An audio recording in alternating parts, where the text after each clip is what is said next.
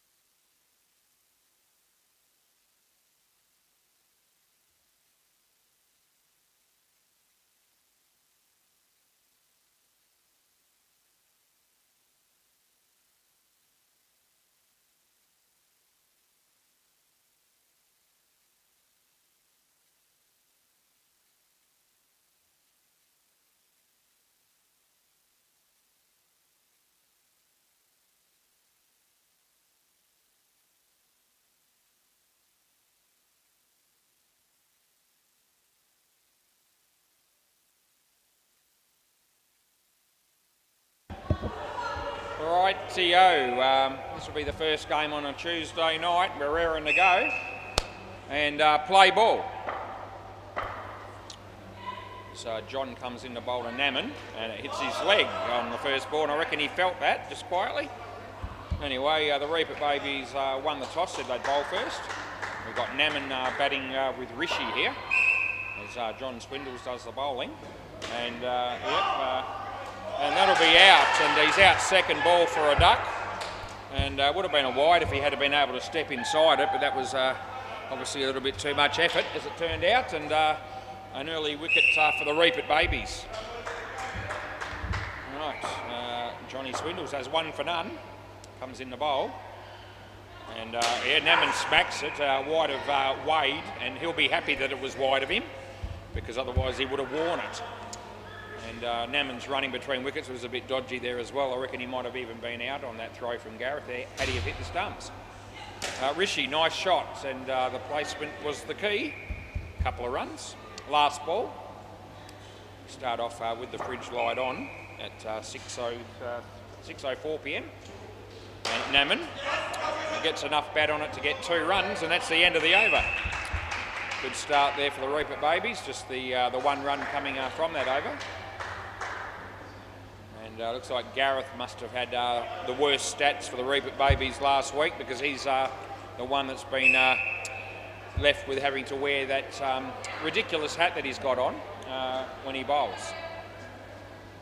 Yeah, so that would have been because he had the worst stats for the Reapers last week. Play ball. That's the criteria, they tell me, as Gareth comes in to bowl to Naman. Naman smacks it. Daniel's there, and they probably should have run him out there. He just sort of tried to guide the throw onto the stumps, because he wasn't that far away.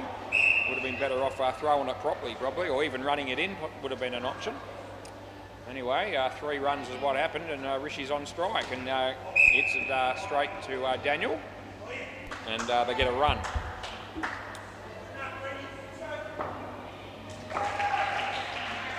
This is Gareth Davies. He's bowling to Naman, and Naman smacks it, and a good effort by Damien, really, and although it has ended up going for 3. The initial effort was pretty good, but he ended up juggling the catch 3 times and then spilt it into the side net. So the outcome wasn't quite what they wanted. That hits Rishi in the leg, and Naman shouts at him to run. They do. And I reckon that scared all the fielders off, the fact that Naman shouted so loudly. Last ball. Gareth. He bowls over the wicket to Naman. He smacks it again, but he's in big trouble here if they take it cleanly, which they don't. They get 2, and that's the end of the over.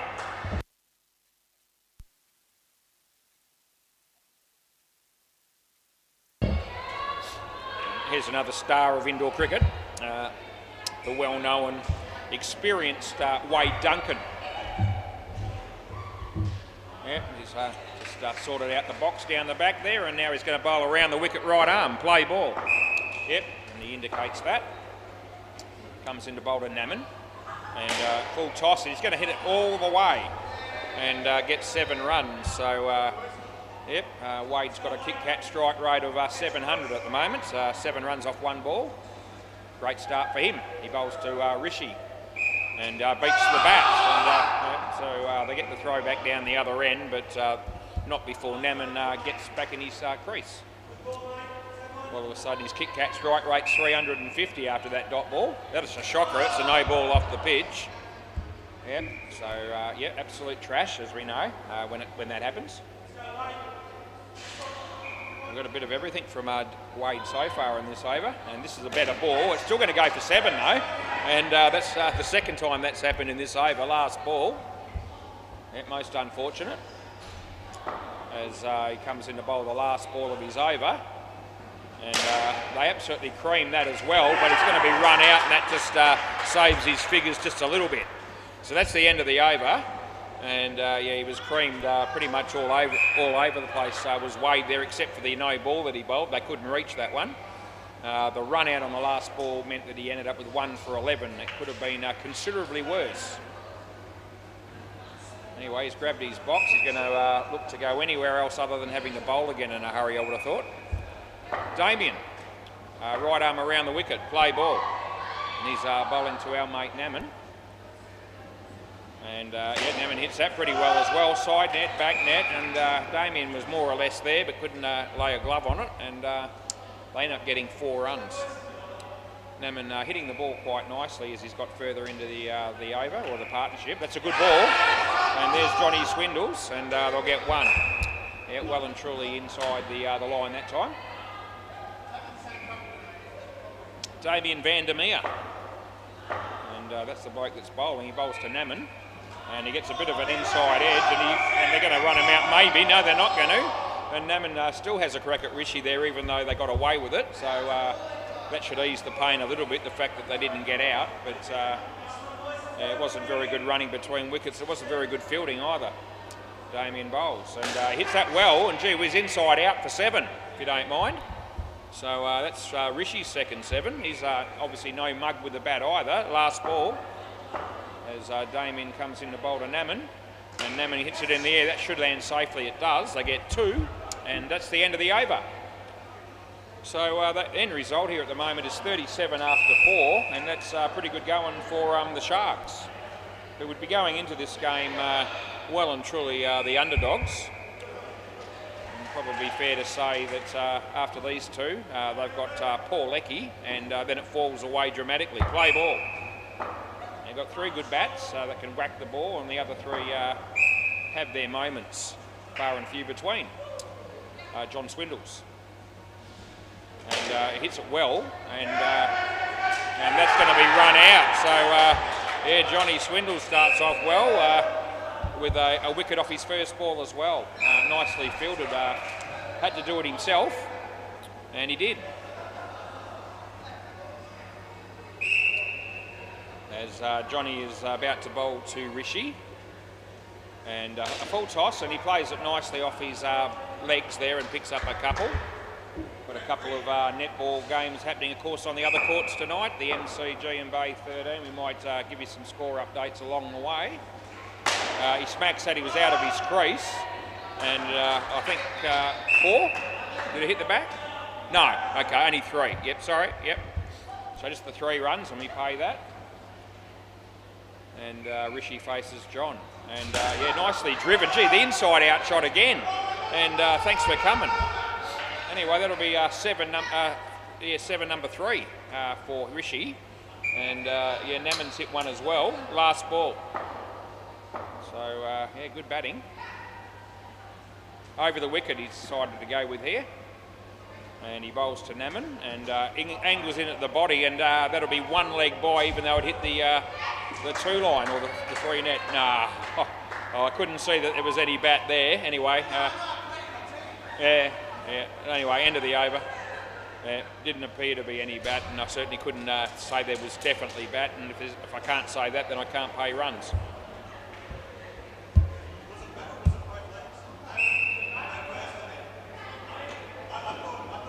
Anyway, Daniel van der Meer, play ball.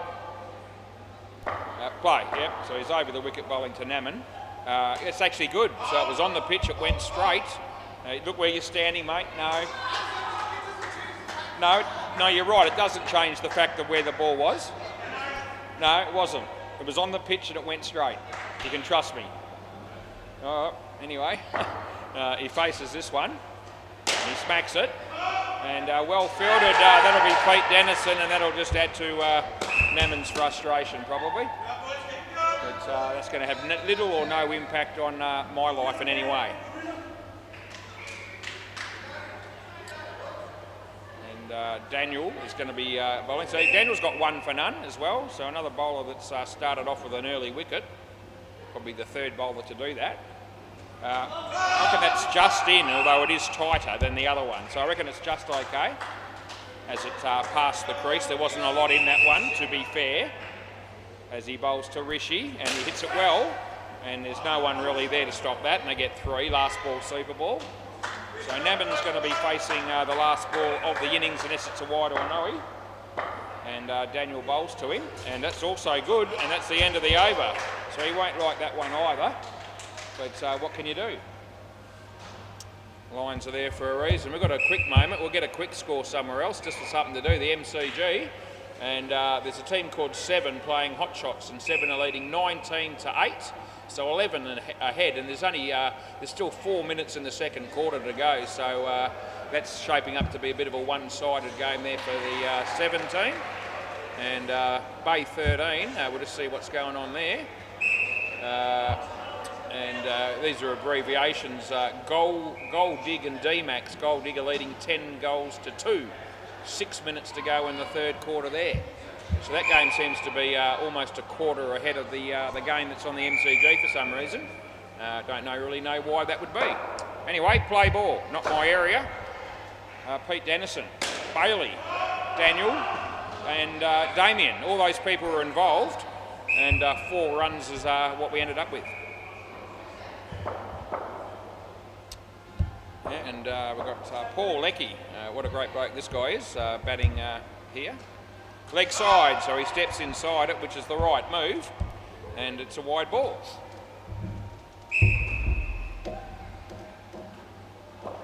Mate Pete bowling to Paul. And Paul plays a nice shot, well placed, and picks up 3 runs for his trouble.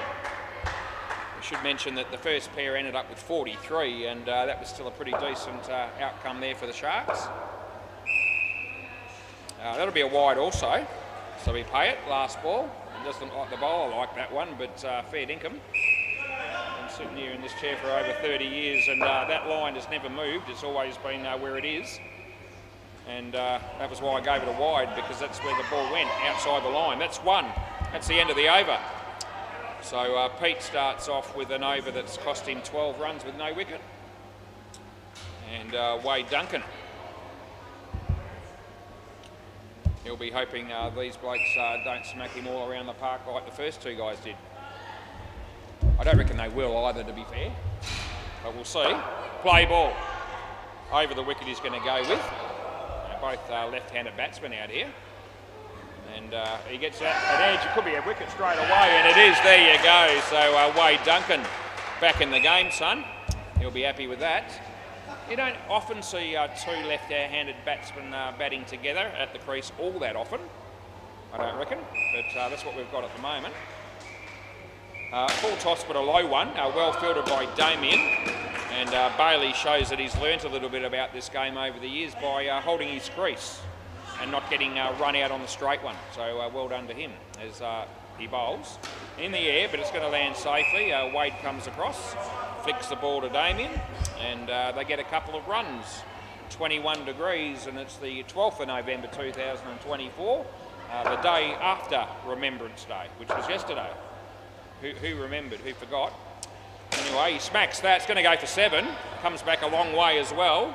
And good shot by Bailey Connell. So good news for him. And last ball, he'll be hoping to play in a winning side, because if he keeps playing for the Northie on a Monday night, the next win's a long way away, it would seem. As Wade bowls here. And I don't know what Paul Leckie was doing there, but anyway, no run, and that's the end of the over. It was looking like he was going to play the ball on the leg side, and then decided, oh, it's too much effort, I'll just let the ball hit me. And that's what happened. No run. Better over there for Wade, only the 4 runs conceded.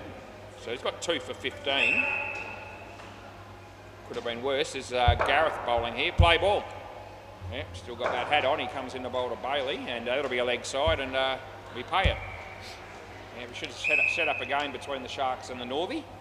One of them should win. But I'd be tipping the draw. That'll be a shot. That's a wide. The ball's gone out of the net. It's come back in, I think. So it went out, hit the wall, and came back, did it? Yeah, okay.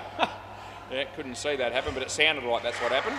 Anyway, we pay the wide for those people. Here we go. Don't worry about it, Wade. We're sorting it out tomorrow. Yeah, we're fixing it tomorrow. Yep. Yeah, no, it's all good. Yeah. So anyway, they didn't run, and so they were never going to run. We paid the wide as we do. And Bailey, he's gone for the big hoik over mid-wicket, hasn't made contact, and he's been clean ripped. A wicket there for Gareth, and yeah, he'll be looking to impress tonight because he won't want to wear that hat 2 weeks in a row, I don't reckon. In fact, he'll never want to wear it again, probably. He smacks that just wide of Wade, I should say, 2 runs. And they pick up 2 runs. Come on, Simon at the back there, sort of champing the bit, waiting for his turn. And his turn will come. Paul Leckie in the air, top net, this will be out, and it is. So that's the end of the over. So a couple of wickets there for Gareth, and he's got 2 for 6, so that's pretty good.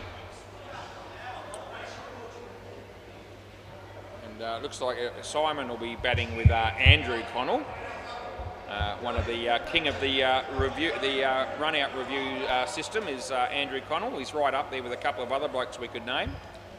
Anthony Campbell. To name another one. Anyway, we put the batters, the last 2 batting pair in because I know who it's going to be. And play ball. This is Wade Duncan again. Yeah, so he's going to be bowling to Paul Leckie. And Paul, well, I tell you what, that was probably Wade's best delivery so far tonight. And yeah, even the keeper says great nut. And it wasn't too far away from hitting the leg stump. Paul. Wade, full toss is out of his crease, and yeah, so Daniel drops the catch, but Damien backs him up, and yeah, as long as one of the brothers caught it, they're going to be happy, and Wade will be happy because he picks up his 3rd wicket. Wade bowls to Bailey, and hits it well. Gee whiz, that's still going. That's his 2nd great shot by Bailey. And I think he hit the other 7 off Wade as well, so he's obviously enjoying the prospect of facing this bloke. Yep, twice he's hit him in pretty much the same spot over long on for 7. He bowls, and that one Paul Leckie has no clue about, and they get no run, and last ball. He has a quick look at the scoreboard to see if it's going to change, but when there's no score, it won't change, just so you know. Wade bowl, full toss out of his crease again, and that'll be caught, and he won't be happy with that, but Wade will be. That's the end of the over. So I don't reckon they cross, so Bailey can have the face the ball here. And Wade Duncan, interesting figures for Wade. 4 for 12, which he's had his 3 overs, so that'll in effect mean that he had 32 runs smacked off his other 11 balls. So it's all right when you're taking wickets, but when he's not, he was being dispatched to all parts of the ground. Play ball, this is Damien. And he's going to be bowling to Bailey. And Bailey goes for the big one, he hits it on the offside. And I reckon Gareth got a hand on that, but wasn't an easy chance by any stretch. They got 2. Around the wicket, Damien's bowling. This pair not doing as well as the first. Didn't think they would. And it's getting worse because Paul Leckie's just played that onto the stumps and he's out bowled. Yeah, played on, that's exactly right. So the batsman said that, and just after I said it. See if I can get the bails on here, and yep, John Swindles does it, and Wade does the supervising, so that's very good. Just making sure he put them on the right way. That's very good. So anyway, he comes in the bowl here to Paul, and Paul lets that go. So yeah, didn't like that one for some reason. It's pretty much straight and just outside off stump. So I reckon you're normally going to play a shot at that in indoor cricket. I would have thought, especially 6-a-side. That doesn't go very far. Wade does the fielding, they get a run. Yeah, last ball. over the wicket. We said after the first pair, when the first pair were batting at here, that they didn't have too much left in the shed. And it's proving to be the case, even though Bailey's actually hit some really good shots, to be fair. That's the end of the over. And really, you've got to be, in all fairness to Bailey, he scored 20 runs out of 8. Paul Leckie, as good a bloke as he is on -12. He's got one over to try and do something about that. It might get worse before it gets better. Play ball. Round the wicket is Daniel van der Meer. He bowls to Bailey. And it's right on the money. And as good as Bailey's been batting, that is the ball to bowl to him, because it's full and Yorker length on off stump. And Bailey tried to play the big shot like he's done a few times with some success, but this time his stumps were completely demolished. Anyway, they get the bowls back on quick, and now Johnny's got the gloves on, and we go again. He bowls and hits it on the leg side, and they'll pick up a couple.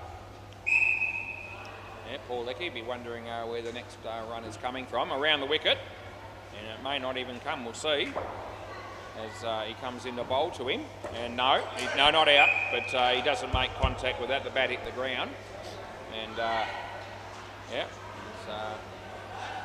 he's really struggled tonight with the bat, has Paul. As he faces this one. And gee whiz, no idea again. It's good bowling, but never looked like hitting it. And it's last ball, third ball, super ball. And based on what we've seen up until now from Paul, there's a big chance of a -10 coming here, we'll see. And gee, no ball off the pitch. Bailey takes off really, really early. He took off before the bowler started his run-up, I reckon. Anyway, no, you get a re-bowl. You re-bowl if you want it. So no ball +1. Bailey says, yes, we'll have it. And we'll see whether this is a good decision. They could have taken 6 runs there. We'll see what happens now. And, oh, gee, I think they're going to be okay. Yeah, they will be. They'll get 6 runs, and that's the end of the over. Yep, so another partnership done and dusted, and good for the Reapert babies. Pretty good for Bailey. Absolute mayhem, I reckon, for Paul Leckie. And we're going to just bring up the stats. There we go, -9. So, yeah, thanks for coming, Paul. It was nice to see you. And the Reapert babies will be thankful you showed up, especially while you were batting. Don't know that this pair will do any better than that. We'll see. What do you reckon, Simon? 14. Can you beat 14? I don't reckon you can beat 43. That was the first pair, but we'll see.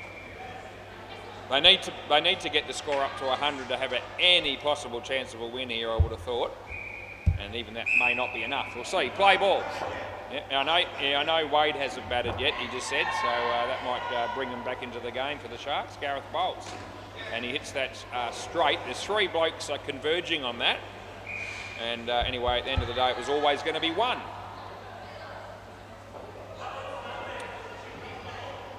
This is Gareth coming in to bowl to one of my favourite players of all time. That's Andrew Connell. And he goes for the big shot. It's not a bad shot, but there's Damien. He had more time than he realised. He actually could have thrown the ball to Gareth gently, or he could have even almost run that in. But no, that's not what happened. They got a run. As Gareth bowls to come on Simon. In the air, he might be gone. Oh, gee, I tell you what, he is caught. Daniel did his best to bugger it up for Gareth there, I reckon. So it was a good catch by Gareth, given that I reckon he would have been put off a little bit by the fact that Daniel had a bit of a go for that catch right in front of him. But anyway, caught and bowled, and Gareth gets another wicket. And yeah, Andrew straight to Pete. This will be good night nurse as well, and it is. 2 wickets and 2 balls, and here we go again. Oh, I just sort of sensed that this pair was going to struggle too, and the early signs would have vindicated that prediction of mine. Last ball, they're on a hat-trick here. Gareth shouldn't have to wear that hat again next week based on what we've seen with his bowling. And they might get runs here, maybe. They do. They get 3, and that's the end of the over. So Gareth has got 4 for 1. So unless he bats like absolute crap, he shouldn't have the worst stats in the team this week. I'm going to Pete Dennison. Right, so Wade's fielding in close on the offside. Johnny Swindles is going to go back to keeping and play ball. Yeah, Pete Dennison bowling to Andrew Connell. Short, he whacks it. Damien is there. He needs to he hits the stumps this time. So he took a little bit of extra time to line it up. Again, he probably could have walked it in if he had have chosen that, but the main thing is, from his team's point of view, was that he actually hit the stumps and affected the run out as Pete comes in the bowl to come on Simon. He hits a nice shot, but he hits it straight at Andrew, who couldn't get out of the way, and they only get one. Give the one run to Simon. It's critical as he comes in the bowl to Andrew, and Andrew hits it nicely, and they should get their 2 runs here, and they do. Yeah, -7 after 8 balls. As Pete bowls to come on Simon, and hits it okay, and that would have been gone if they'd hit the stumps. It didn't hit them, and they got 2.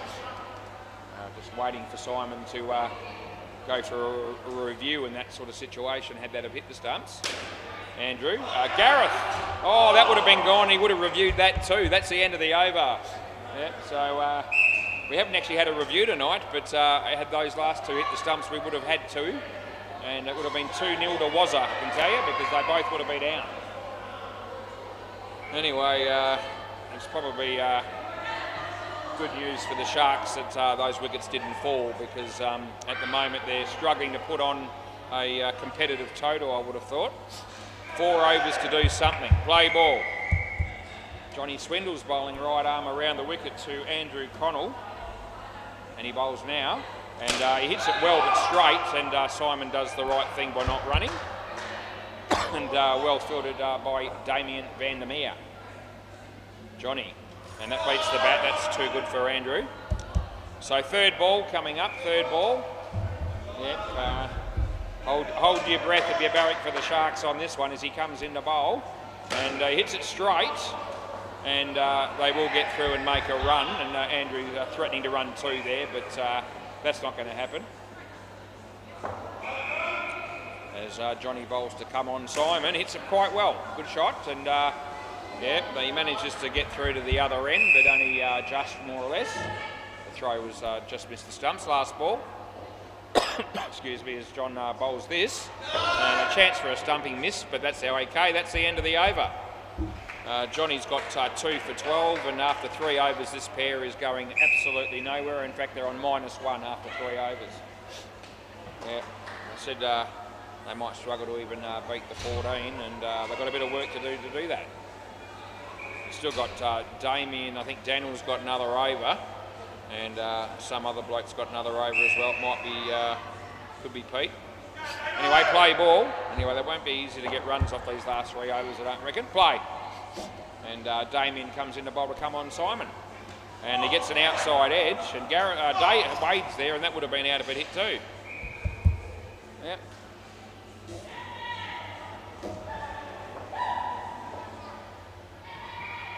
As he comes in the bowl to Andrew, and a little bit of outswing for him, and Johnny in 2 minds whether to go for the catch or try to field the ball for a possible run-out chance. Anyway, he went for the catch, it didn't carry, and they end up with 2 runs. And Wade says that would have been an easy run-out that you've just cost us, so that's pretty harsh probably. Anyway, Damien comes in the bowl to come on Simon, and he's gone for the sweep shot. I don't reckon he's actually hit that, but I couldn't tell. So, as usual, you would expect me only to give that 1, which I do. And, yeah, so it looked like it possibly came off the body, but I didn't think it was bat, no. But I wouldn't swear by it. I mean, I've got the behind view, so that'll be a wide, and Andrew will be pleased that I've paid that, and I reckon Naman might be happy I paid that as well. Last ball. As he bowls to Andrew, and I reckon that's on the line. And so I'm happy to call the wide, although it was a tight call to be fair. End of the over. Yeah, he was pretty much batting just outside leg stump. He moved the leg a little bit. And I reckon that just sort of caught the leg sideline. And we paid it to the batting team. Play ball. Pete Dennison bowls to Simon. Hits it well. Oh, come on, Simon. Thanks for coming. 6 bits, 7 bits in fact. And yeah, very inspiring stuff there by the Sharks batsmen. All of a sudden they'll be in the positive. Well, they already were, but now they're more so. They'll get 3. So they got it up to 17, this pair all of a sudden. Okay, yeah. So hopefully just confirming that wide that I called on the line was in fact the right call, which is comforting. 2 runs.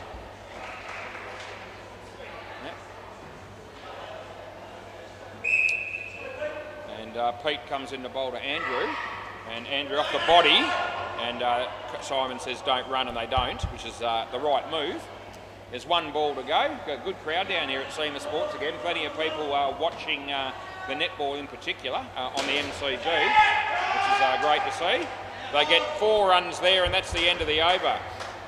Yeah, so crowd down the sidelines there, quite a number of them, a good probably 8 or 9, and a few out down the at the front of the court there on the MCG, all watching that game there. Play ball, and this is Daniel Vandermeer bowling to Andrew Connell, and he hits it against the across the line actually, but effectively they get 2. They got it up to 82. And there were periods where it looked like they were going to be struggling to get that much. There was a chance for Wade. He didn't take the ball cleanly to get a run. So anywhere, if they keep it, if they don't lose a wicket in this over, it'll be a reasonable fight back. And but they do lose the wicket as soon as I say that, and that'll be our mate Andrew Connell, who's played all around that one. It was more or less a straight one on middle stump and full. And that'll be too good for somebody of Andrew's calibre, as it turned out. Yeah, we don't sugarcoat it. He comes in to bowl, and he hits that one, and there's Gareth, and that would have been a good night nurse, but he missed the stumps, and they get 1 last ball super balls. Gee, a wicket here for the Sharks would be a tragedy. They need to score anything, even 2 will do, as he's on strike, and they're going to get none. Anyway, that's the end of the over, and if I could grab the ball, please, that would be fantastic. Anyway, it wasn't an absolute disaster for that pair, even though it looked like being so for a long way during it. Thanks, Johnny. There we go. Yeah, if we change the balls over. Yeah, they were minus 1 after 3 overs, and they came out with 22. 79, not a big score, but anyway, they're going to have to make it work for them, because that's all they've got. We'll have another quick look at the netball scores, and the gold die are on 24, and as I said, that's an abbreviation. Gold die 24, D max 12, so twice the score there with 3 and a bit minutes to go in the 4th quarter.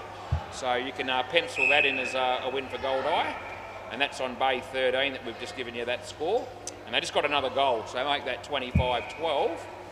And the MCG, how's that game going? Yeah, that's pretty one-sided as well. The team 7, they're on 45 versus the Hot Shots on 26, so a 19 goal difference. Just a little over 2 minutes left in the last quarter there. So anyone at home that's tuning into the YouTube and you're interested in the netball and the cricket, you now know what the scores are on all 3 courts. And there'll be some more games on the MCG in Bay 13 for the netball tonight, so tune in if that's your sport. And there will be a 4th game of cricket tonight, but there'll be 1 game on the MCG at about 8:40, I think it might be. So we've got the 3 games here on the WACA, and another game on the MCG later on. And another couple of big nights after that. We've got, I'll be doing another 4 games tomorrow night and another 4 on Thursday. And about 9 or so half games on Saturday when we have the group of accountants hiring out the Sports Centre for their annual tournament. Looking forward to that, in particular catching up with our long lost friend Pete Cahill. Yeah, can't wait for that. All right, play ball. This is Naman coming in the bowl to Daniel Vandermeer. And he's, well, it would have been a wide, but Daniel's ended up hit his legs in the end, and they only got a run for it. Right. John Swindles. Around the wicket is Naman. And the fridge light somehow, amongst all that time, ended up being turned off. I didn't pick up when that happened, but it's been off for a while probably. So, yep, that'll please the batsman, I reckon, especially when the bowler bowls around the wicket. Play ball, so he's over the wicket. Yeah, so right arm around or left arm over the wicket seems to be a bit of a problem. Geez, absolutely hammered that. Naman, oh, he would have had him, and Simon goes, he can't believe it. And I don't reckon I've met a more unlucky bloke than Simon in my life. Anyway, even though Naman was the one that missed the stumps, but I tell you, Simon, you'd think someone's had it in for him. That's a wide, last ball. Yep, he must have really upset somebody in a previous life, I reckon, that bloke, because nothing seems to go his way in this game, at least according to him. Naman bowls, and yeah, Johnny, nice drive, and that'll be 4 runs. Thanks for coming. That's the end of the over. So they get 15 runs straight away, and they're only chasing 80 to win. So, and knowing Daniel the way I do, he'll be looking to pretty much wipe off this deficit within the 1 pair if he can, and I wouldn't rule that out as a possibility. Play ball. Rishi coming into bowl to John. And that wasn't very good for John, but anyway, there's no run, and a dot ball to start off Rishi's spell here. As he comes in to bowl to John, and yeah, angles the bat, and just the way, well fielded by Andrew. It's not out, but it's very well done. And yeah, Simon calls out nice through, and it was nice fielding, to be honest. And this is Daniel facing Rishi. And wide ball that is, and that'll be on the line as well. And if we're going to call one like that in the first innings, then we're going to try and do the same thing on a similar type delivery in the second innings. And hits that across the line. It wasn't an overly inspiring shot, but he will still pick up 2. Plenty of gaps in the old 6-a-side format. Plenty of gaps in the field. Last ball. Rishi to John Swindles. And he plays it nicely on the leg side. There's Paul Leckie. And they get 2, and that's the end of the over. So 7 runs coming from that. It wasn't a bad over from Rishi, the 1 wide, but reasonably economical without really threatening to take a wicket. And our mate Andrew Connell. This will be Bailey's dad. Yeah? No? Play ball, he says. Bailey says, really? And I said, yeah. He should know. Actually, not badly bowled that, and well done by Naman to keep it off the net. They only get 1. And so if we can bowl the ball in that sort of area, Andrew, it'll be difficult to score runs from, but I'm tipping that not every ball's going to be in that spot. Over the wicket, bowling to Daniel. Yeah, and that's in the slot, and hits the top net, and I reckon that might have been just out if it hit, and you can hear the theatrics from Simon again, as... yep, you don't have to be dead to be stiff. Yep, very unlucky person is Simon.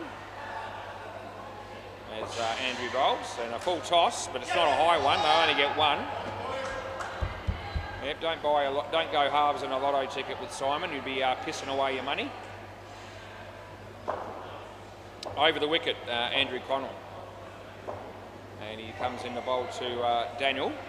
And he hits it beautifully. It's a low shot to the low on the back net on the full though, and you've got to be happy with that result, no doubt, as a batsman. Picks up 7, last ball. Fielders could do no more than just stand idly by and watch that go for 7. As Andrew comes in to bowl to John Swindles. This will be a wide, I'll pay it, and that's the end of the over. So they're up with the scoring rate pretty well here at the moment, the Reaper Babies, 34 runs after 3. And yeah, they've still got some decent batters to come. Probably the main one would be Damien. But yeah, I reckon both sides have pretty much 3 decent batters, although I put Paul Leckie in that category, and based on tonight's innings from him, probably shouldn't have, but I have seen him actually bat quite well on occasions. Tonight was not one of those. Anyway, the Reaper Babies probably have these 2 blokes and Damien, the other 3 are okay. Play ball, serviceable. Anyway, Paul, and nice shot by Daniel, and there's Andrew again, and they get a couple of runs. No, I didn't, no, just 2 runs. Yeah, around the wicket. Yeah, Mr. Leckie when he bowls. And yeah, a full toss, a low one, and John just clips off his legs for a comfortable single. So that first game of netball in the MCG has finished. Paul Leckie, Daniel, Andrew. Good work by Andrew, but they still get through for 2.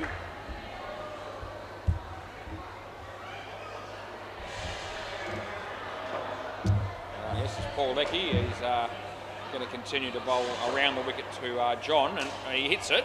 And there'll only be one. Rishi's there. Yeah, nicely fielded, but in by a fairly significant margin last ball.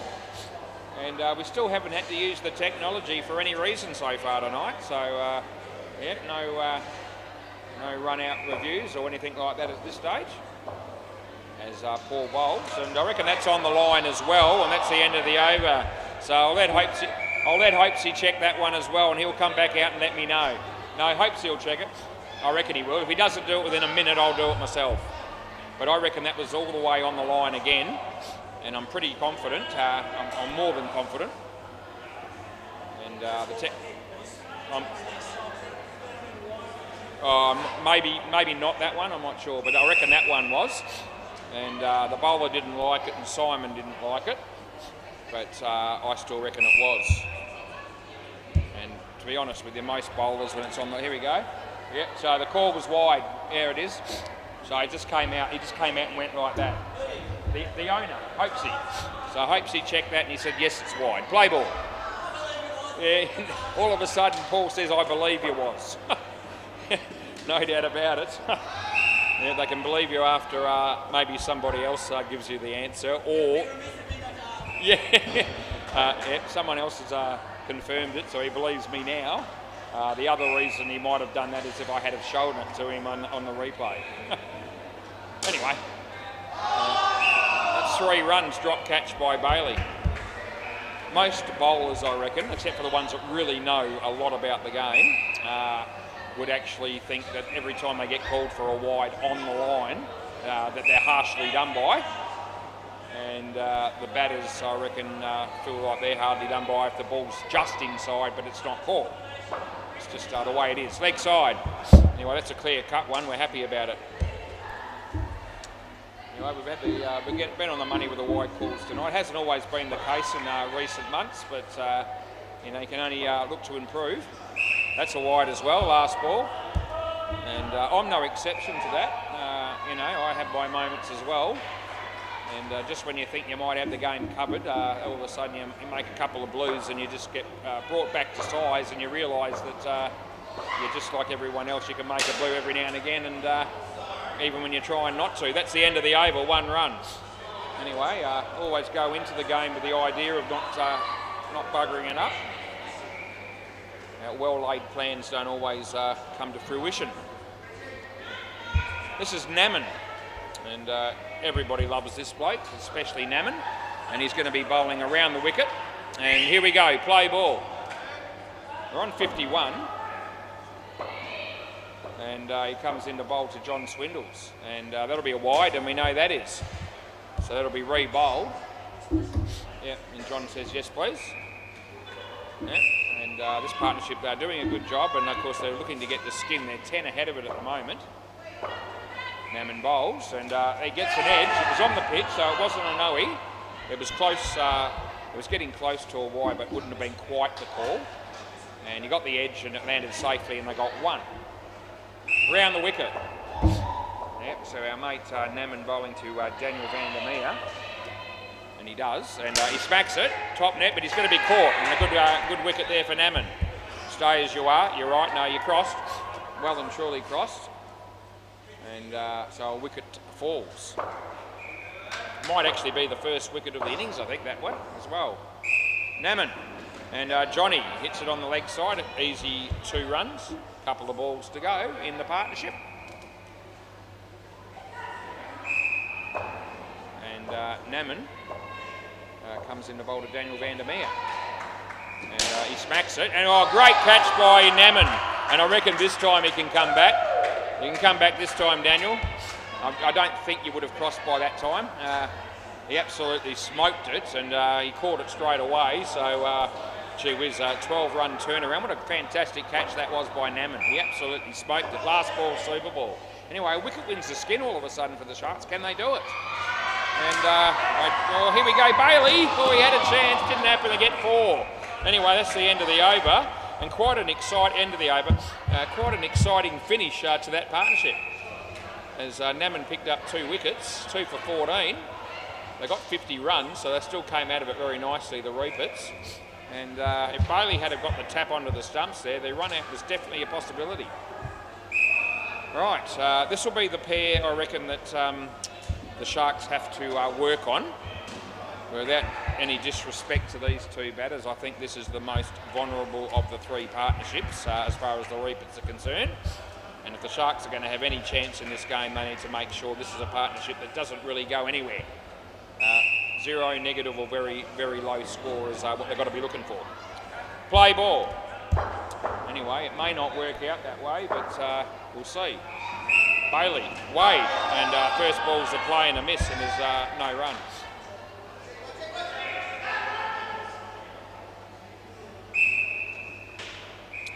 Bailey.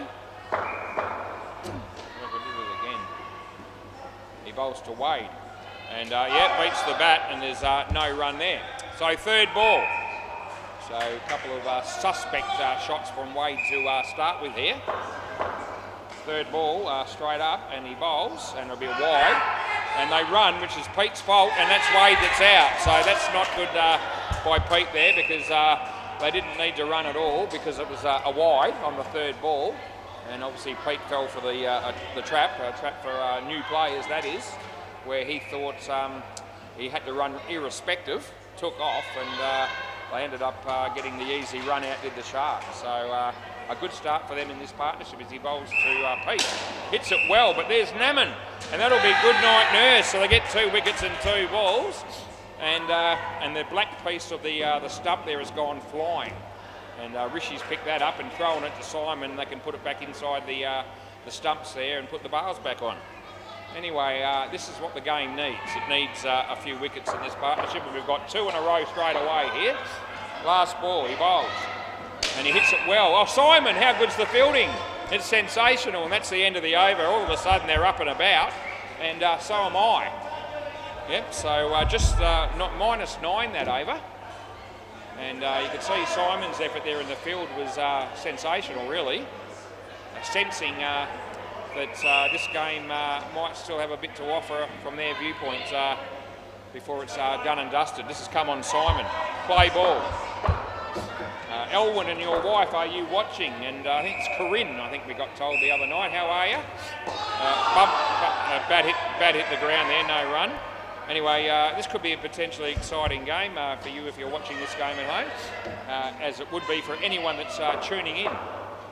Simon to Wade, and Wade hits it nicely, and Naman is there, and they get through for 3.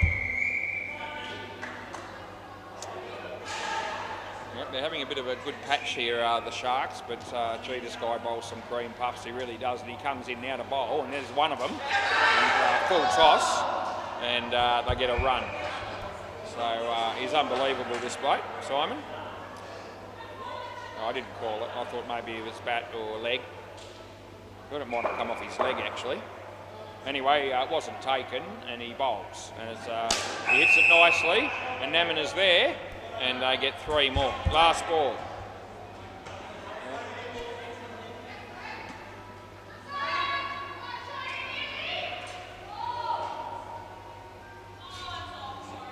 Simon comes in to bowl, and it was going to be a wide, but Pete hit it and they got 1. That's the end of the over. Yeah, come on Simon, he's got none for 8. But I tell you what, come on Simon doesn't play Test cricket for any country, let alone Australia. But if he did, everyone would be lining up to get a gig, especially as a batsman, if they knew they were going to be facing that sort of stuff, you know, on at the WACA or the MCG or any of the, you know, the firm pitches in Australia, anywhere in the world for that matter. Play ball, anyway, they won't have that luxury because he won't be playing Test cricket for anybody. Andrew and Pete, yep, he'll get 2.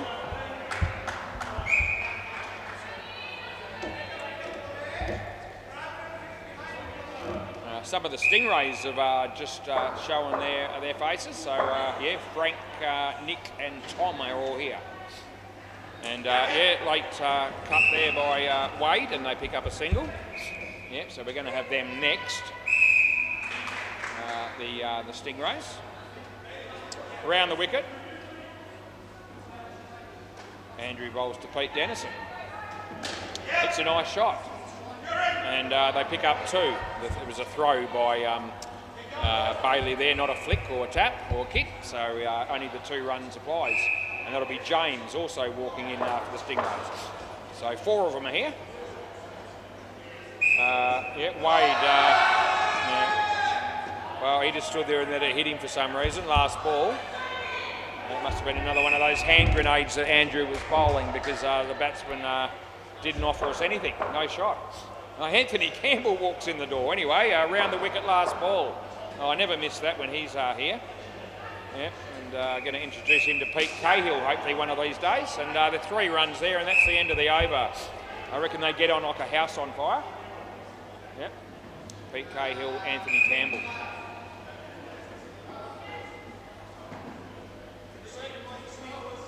This will be Bailey Connell.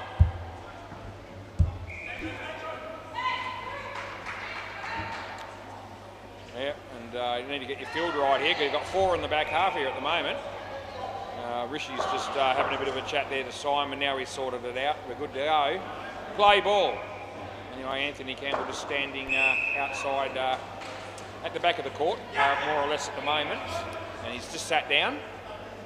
And he would have been toying with the idea, I reckon, of going into the office to sort of greet the 2 owners, but they'll be quietly relieved that he's decided not to do that at this point. No ball off the pitch.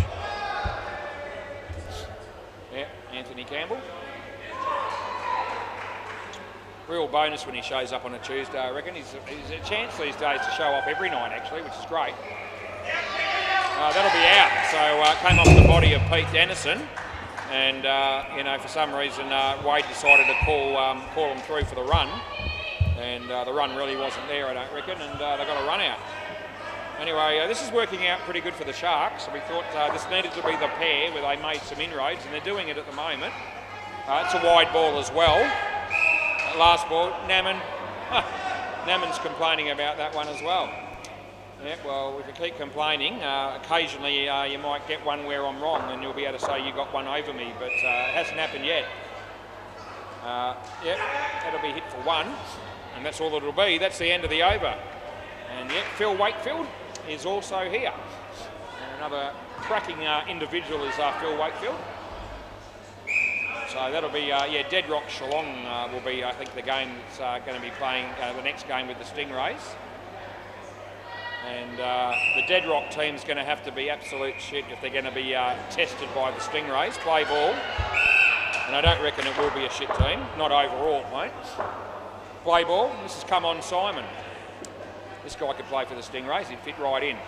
Anyway, there you go. If Wade Duncan's hitting a 7 off you, that means you're not bowling particularly flash. And that's exactly what that means in my book. Yep, right over long on for 7. Not trying to pick on Wade Duncan necessarily, but it's just fun. Same with Simon. But just in case you watch this game on review, but I'm here to have a dig whenever I get the opportunity, and until that I get advised otherwise, I'll just keep doing it. As come on Simon comes in to bowl to Wade Duncan. What are we going to get this time? Wade hits it nicely, and there's Rishi, and they pick up 2. All of a sudden they only need 11 to win, and they've got 7.2 overs to get them. Nathan has also walked in the door. Nathan Tremlett for the Stingrays has Sam and Clinton. So they're all here +1, I reckon. There'll be no run there, last ball. Yeah, so it looks like Sam won't play because he doesn't look rested. Another one that's come in the door is Ash. So they've got a good squad, have the Stingrays. And show up every week and pay their money, get beaten, and then have a few drinks. That's pretty much what happens most of the time. This could be out. Oh, Naman, how have you missed that? And that's the end of the over. And Simon is absolutely distraught, as you can see him facing you at home if you're watching the game on YouTube. Hey? Yeah, I would have done. Yeah, I wouldn't have given it more. Anyway, Simon absolutely devastated as that man does wear his heart on his sleeve. not that that seems to help. Bailey Connell just doing his shoelace up. That's all good. Play ball. This pair all of a sudden has recovered quite nicely. And Rishi comes in the bowl. And Pete goes for the big shot, and it wasn't hit exactly how he wanted to do it, but he picked up 2 anyway. Now they've got it up to 24, this pair, and they should win this skin as well. Big chance to get the clean sweep here, the Reapers. In the air, the chance of a run out here, and more than a chance, it's actually a living certainty. And yeah, out by lots. We still haven't had a review yet, but we're not going to get him on those sort of situations. You wouldn't think. Stranger things have happened. Rishi, he lets that go. It's not a wide, even though the batsman would have been hoping for it. He had the customary look at me, as if that was going to make any difference. It didn't. Full toss, he whacks it. It wasn't a high one there, Simon. And the tap was good, and if he hit the stumps, it would have been out, but he missed. Last ball, Super Balls. Yep, Anthony Campbell playing his own game there at the moment, sorting out his cricket gear, I reckon. And now he gets out of the chair. That'll be 4 runs on the Super Ball, and that's the end of the over. So Anthony desperate to make conversation with somebody, and at this stage it looks like he's going to be left with Phil Wakefield and maybe Cherie if he buys something. So that's what it's going to come to. Yep, he'll be keen to talk to somebody anyway. Now he's just sorting out his knee pads or his knee bandage, I think it looks like he's sorting out there. Yeah, fair bit involved for Anthony to get ready to play a game of indoor cricket, so he needs to start early by the time he gets everything together. He hasn't been wearing those glasses lately that he meant. He wore the glasses one night. He said, I can see the ball now, I should be able to take catches, I've got no excuse, because the lights were an excuse prior to wearing the glasses. Play ball. Anyway, he did it one night, and I don't reckon he's worn them since. So that didn't last long, did it, mate? Anyway, that's a decent ball, and well played by Damien, and he gets a single. Yep, so 2 skins to nothing here for the Reapers, and don't need many to win the game, only 3 more runs, and another 21 will give them the point for this last skin. Naman. Oh, he hit that well. That's Gareth Davies. Oh, he bowled well from memory as well. And I tell you what, he's inspired that bloke because he's wearing that ridiculous hat. And we mentioned that earlier. He's wearing that because his stats last week would have been worse than anyone else in the team round the wicket. And I can't see that that's going to be the case tonight. And he's going to make sure of it, I reckon. Anyway, there's Damien. And yeah, that'll be 2. Hinchy went outside for a moment, now he's back in, and there he goes. He couldn't escape Anthony. Anthony just said hello to him. I think Hinchy just smiled. That'll be a wide, and it went out of the net, but it's going to be paid as a wide because they were not going to run. And that is the criteria. So last ball coming up. Still a dead ball, but they get the wide. That's the only difference. Last ball, play.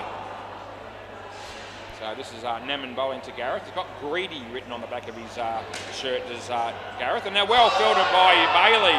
Oh, 1 run into the over, and they're animated. Bailey as well, because that throw actually was online. It actually bounced over the top of the stump. So it was definitely, the direction was there, but he bounced the ball over the top of the stumps, and he obviously felt like that was extremely unlucky. And Simon would have also shared that view. I thought Andrew just bowled. Did Andrew bowl that over? Did Andrew bowl that over? Did you bowl then? Did you bowl then? Did you bowl that last over? Naman did. Yeah, so okay. I'm trying to work out why Andrew's come down here. Played from been down the back. Play ball. Must have been because he left his box there earlier or something. Play ball. So Naman bowled that first over, I'm sure. Well, I thought I was sure. There was Simon diving, and they get 4. That was Gareth Davies again. Anthony Campbell just giving come on Simon a little bit of advice there, and yeah, Simon's just shrugged that off. Yeah. He'll be thinking, Don't need your advice, son. I'm an expert at this game. Just watch me play. You'll see. Anyway, I've been watching this bloke play for years. And if he ever impresses me, I'll let you know. That'll be 1 run. Straight drive, and they got a run for it. Paul Leckie.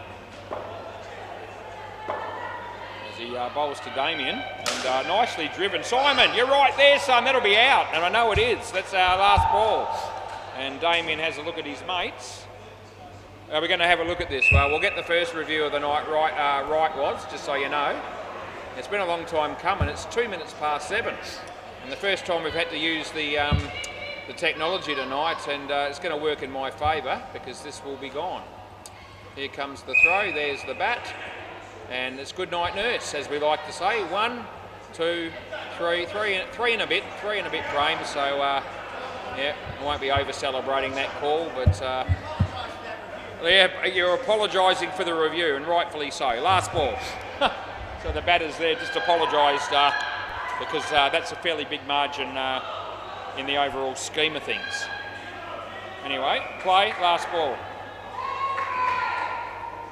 And yeah, nicely played, and there's Paul Leckie, and hits the stumps, he's in, and that's the end of the over.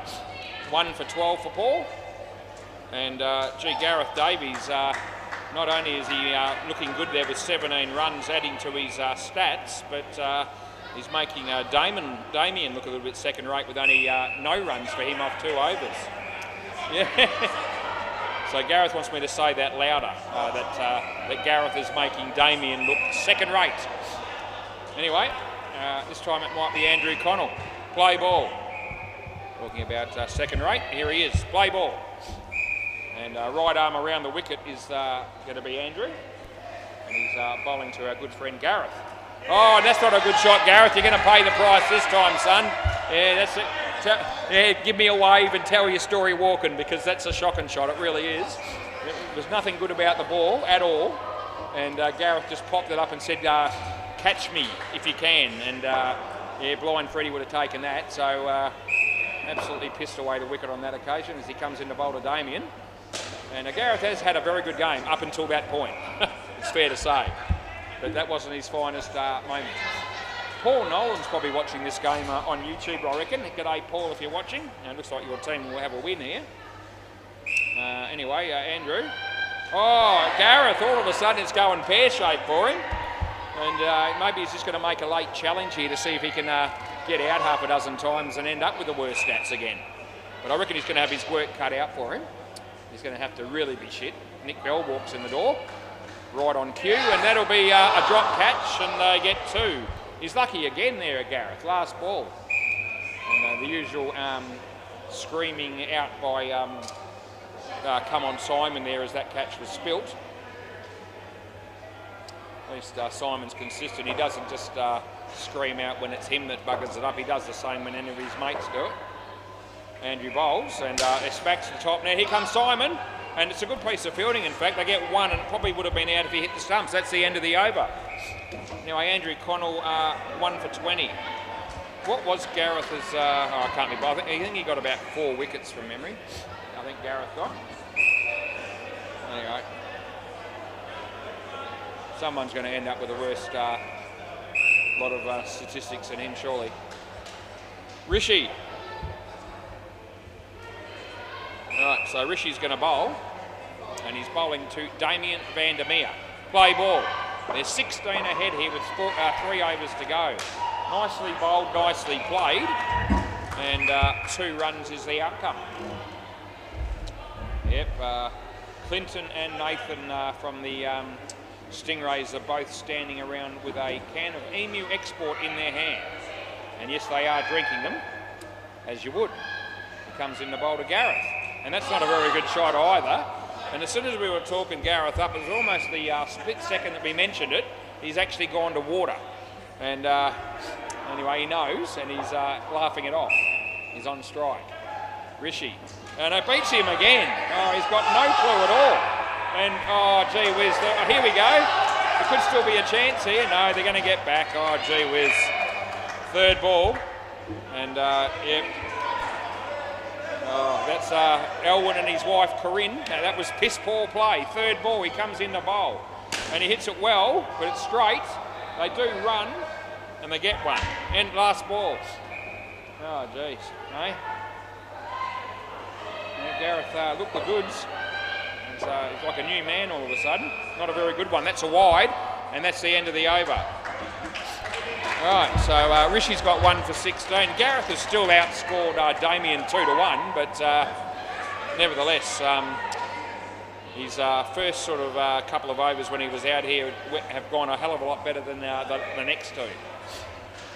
Who's this going to be? Simon. This bloke should be able to put bowl any batsman into form. Play ball. Even blokes that can't bat. Play. Come on, Simon. Yep, it's oh jeez. Everyone watching at home are thinking, gee whiz, I'll actually join a team down here and play at SEMA Sports as long as you promise me that I can face this bloke. Yep. Anyway, oh geez, clean ripped him, and that just shows you how well Gareth has been going in the last sort of couple of overs. Another absolute pie delivered by Come On Simon, and Gareth played all over the top of it and got clean ripped. Oh gee, where's the next run coming from for Gareth? We've got to ask ourselves. As Simon bowls, he actually hits it. That's a win. No, well fielded. No, not even close. They barely hit the stumps. Not even close. And yep, this is just pretty much one division, I reckon, on a Tuesday night. But when you've got Simon bowling to Gareth, we are talking Divi 3.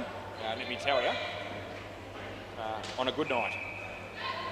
Anyway, Come On Simon's going to be bowling to Damien. And he does it now. Full toss, and Damien says, I'll settle for 2. But, yep, again, that could have been hit anywhere. Would have been a 6 in an outdoor game, I reckon, if you face that. Last ball. Gareth, I don't know who's going to win this battle. He comes in the bowl.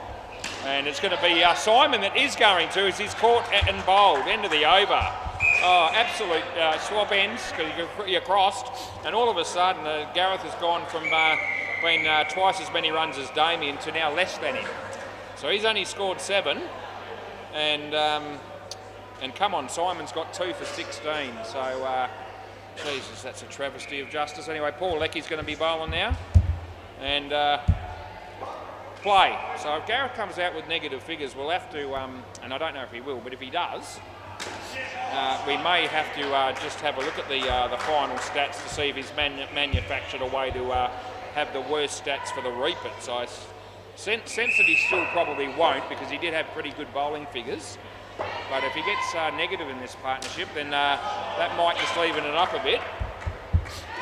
And I won't add them up myself, but I might get the owners to give me the final stats, especially if he comes out with a negative contribution here.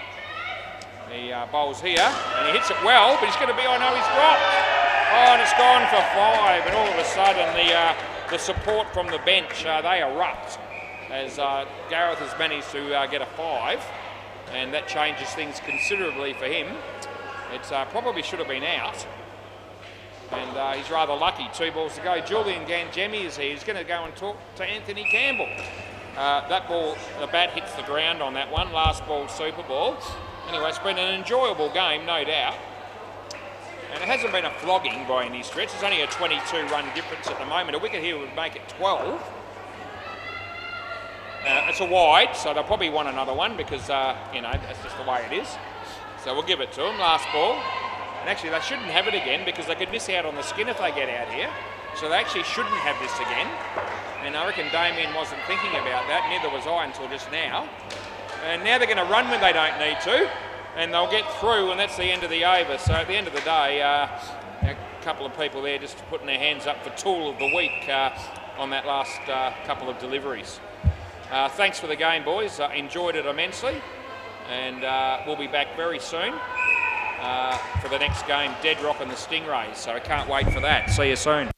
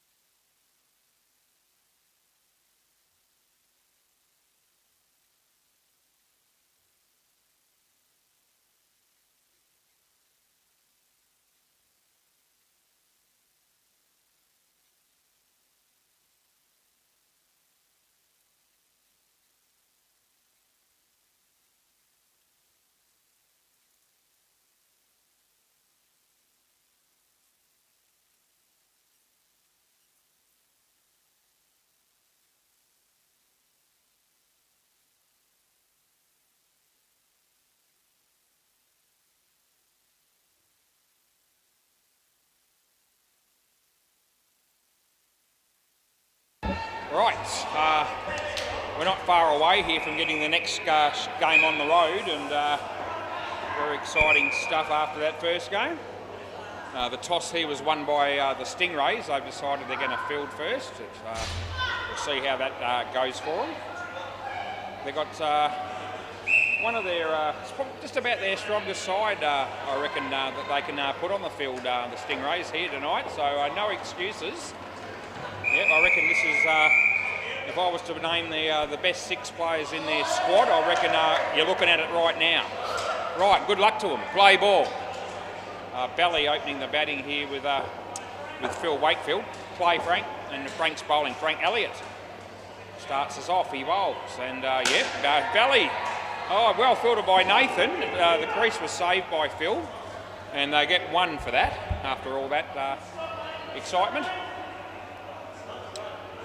Yep, Phil Wakefield about to face his first delivery, and Frank bowls, and Phil plays it nicely, and that'll be Ash, and that's going to be 4 because that tap is miles away, and that's 4 runs. No, 4 runs. So the tap was nowhere near the stumps. In fact, it couldn't have been any further away from them if he had tried. And Clinton knew, he was the keeper, he actually knew that was going to be 4, as is that. That's 4 more. Yeah, so Clinton knew that tap was going to be 4, and but I can tell you now, Ash got the shock of his life. Phil, and he'll pick up 2 here, last ball. If you're going to tap or kick the ball, then you need to control the ball, change the direction of the ball in the general vicinity of the stumps, and in that case it was not even close. He smacks it, full toss, and no, he's going to be in. And they get 7, and that's the end of the over. So, yep, the Stingrays, as I said, with their strongest lineup that they're capable of putting on the park, and the first over goes for 18, which is ominous signs there, absolutely. I think James, James Drummond, that's going to be the bowler.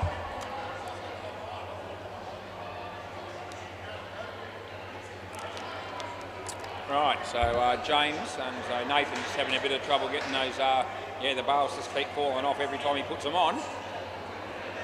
And it's not easy, but he's done it. Play ball. 7:20 p.m. and it's 20 degrees at the moment. And that would have been a wide. Belly hit it, and they'll get 1 at the most, and that is what they will end up with. Had a bit of a chat to Simon from the Sharks out the front there whilst I was having a smoke after the first game. A very bright man is Simon. He said if we had have made more runs, we could have won that game. And I said, well, yep, if you hadn't have lost that game, you could have won as well. But anyway, no doubt about him. Yeah, if my grandmother had wheels, she'd be a bicycle. But anyway, there's 2 more balls to go. You can't help bad luck in this game, I'm telling you. Just ask Simon, he knows all about it. That's going to be 4, though it would have been run out if they hit the stumps. Last ball.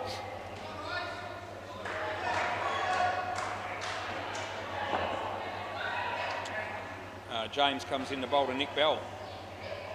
And hits it well, and Nathan, but it's going to slip through his fingers and go for 5, and that's the end of the over. They get 17 from that. So all of a sudden it's 35 after 2. And there is a little bit of a silver lining for the Stingrays in this game, and that is the fact that Anthony and Julian are going to be playing for the opposition. Play ball. But the way these 2 are headed, it might not matter. He goes for the big shot, doesn't really come off, but he still gets 2. So even the miss hits are going for 2.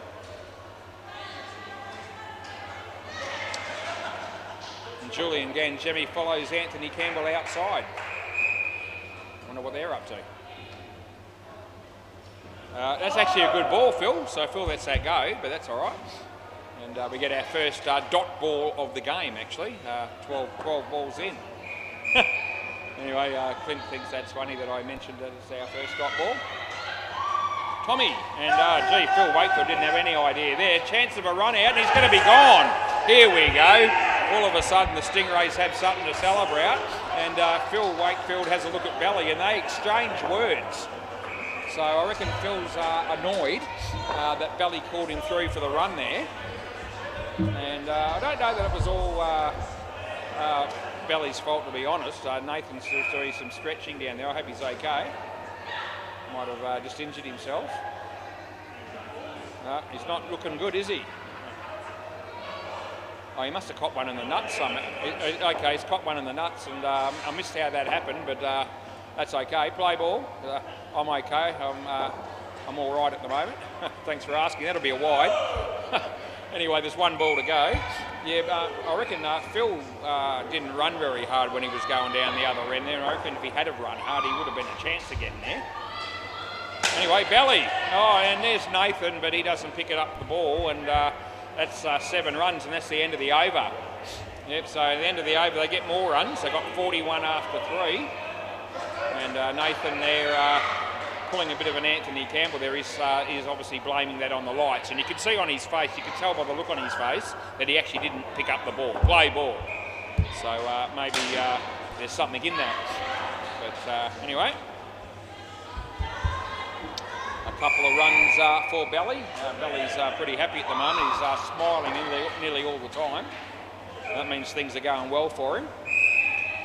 That's hit straight, and Tommy, yeah, he does a good enough job to keep it off the net. They get one. Yep, he's happier than Naman was. Naman wasn't too happy after that game too. In fact, Naman said to me at the end of that last game that the only reason he comes down here is to win. And if he doesn't do that, then he's not happy. Well, you know, winners are grinners and all the rest of it. 5 runs there for Belly. But it's not the be-all and end-all, I don't reckon, in midweek cricket in particular. You know, just come down and have a good time and enjoy the experience. Nice to win if you do, but it's not the end of the world if you don't, I don't reckon. They get one here. Last ball, we got it on up to 50. Nathan a little bit annoyed by that one. He feels like the batsman was rather fortunate, and to be fair, he was. The inside edge that missed the stumps. He bowls to Belly. Full toss, he hits it straight back at him, and he takes the catch. And yeah, a look of anger on his face. If looks could kill, then Belly would be in all sorts of bother. I reckon Nathan's a pretty big bloke, and yeah, he could pack a punch, I would have thought. Anyway, they got a wicket there, and 2 overs to come. That's right, Phil. He's right across it. Play ball. Now this is our mate Clinton Boone, and he plays that across the line. Nathan's in the game again, and again Phil's running between the wickets was slack at best. And if that had been a direct hit, that would have been all over for Philly. He bowls to Belly. Belly hits it to Ash, and Ash does a good job, but again he taps the ball. And this time there's a fielder there to stop it from hitting the net. But if it had hit the side now, that would have been extra runs again, because the tap was nowhere near the stumps. He bowls. Still, Wakefield goes for a big swing and doesn't go anywhere. He didn't make contact. Yes. No, he didn't see it, he just said. Well, that doesn't surprise me. Yep. Perfect excuse, that is. Didn't see it. No ball off the pitch. Anyway, last ball. Yeah, I've used that excuse a couple of times in recent times. Didn't see it. And let me tell you that excuse holds no water. Even less so when you're umpiring, to be fair. Philly, that doesn't go anywhere either. They can't do anything about it. They get 1, and that's the end of the over. So anyway, they're still going along nicely with 52. And yeah, Belly's batted well, actually, to be fair. And Phil's plodded along. He's only been out once, but his batting has been more of the support role. Play ball. Ash Ross. Yep, this guy is a decent bowler. Probably bowl a wide first up. We'll see. Here he comes. And there it is. No ball off the pitch. That's more or less the same. They hit the stumps, but it's not even close. And there'll be a re-bowl. Yep, I just had a feeling that if I talked up Ash as a good bowler, that the first ball was going to be sprayed. And that's exactly what happened. He bowls. And that'll be number 2. No ball off the pitch, and they get another run. Yeah, as I said, he's a very good bowler, this bloke. Just ask me. I know. And those first 2 balls are both off the pitch. And all of a sudden, Clinton's going to go and keep all of a sudden. He doesn't think Frank's doing a good enough job. And Frank had no chance on those first 2 balls, so that's probably a little bit harsh. Ash, any danger that we might land one on the pitch, we'll see. And it won't be this time because that's off the pitch as well. So that'll be 3 of them. And hits just keep on coming. Arguably a wide. It was sort of off the pitch but past the crease line. But nevertheless, here we go. And there's another one. Oh, unbelievable. How good's this bloke as a bowler? Who rates him? I used to. He's bowled 4 no-ies in a row. And it's no more re-bowls. There we go. We get one on the pitch. And Phil looked as surprised as buggery as he managed to keep it out and get one. Yeah, Ash, all of a sudden they're on 63. And here comes Ash to bowl to Belly. And that's not a bad ball this time. But Belly hits it and they'll get 2. Right, now I know Belly and Phil pretty well. I know them well enough to know that they're going to be expecting the free drink here. And if there's anything I can do to stop that from happening, I'm all for it. We'll see what we can do within the rules of the game, of course, as he comes into bowl to Phil. That's a no ball off the pitch as well. So that'll be 5. And that's 5 out of 8 just quietly. 5 out of 7 actually. 5 out of 7. It's not re-bowled that one, so they've only got 2 balls left no matter what happens. Absolute dog shit this over has been. He gets one on line and Phil gets it away for 2. Last ball, so a wicket will stop them from getting the free drink. Can they get one? Last ball, super ball. And he comes into bowl, and there it is. Oh, Belly, he's going to run, no, run here. Oh, it's gone. That'll be out, impact. He's going to review this, and that's okay.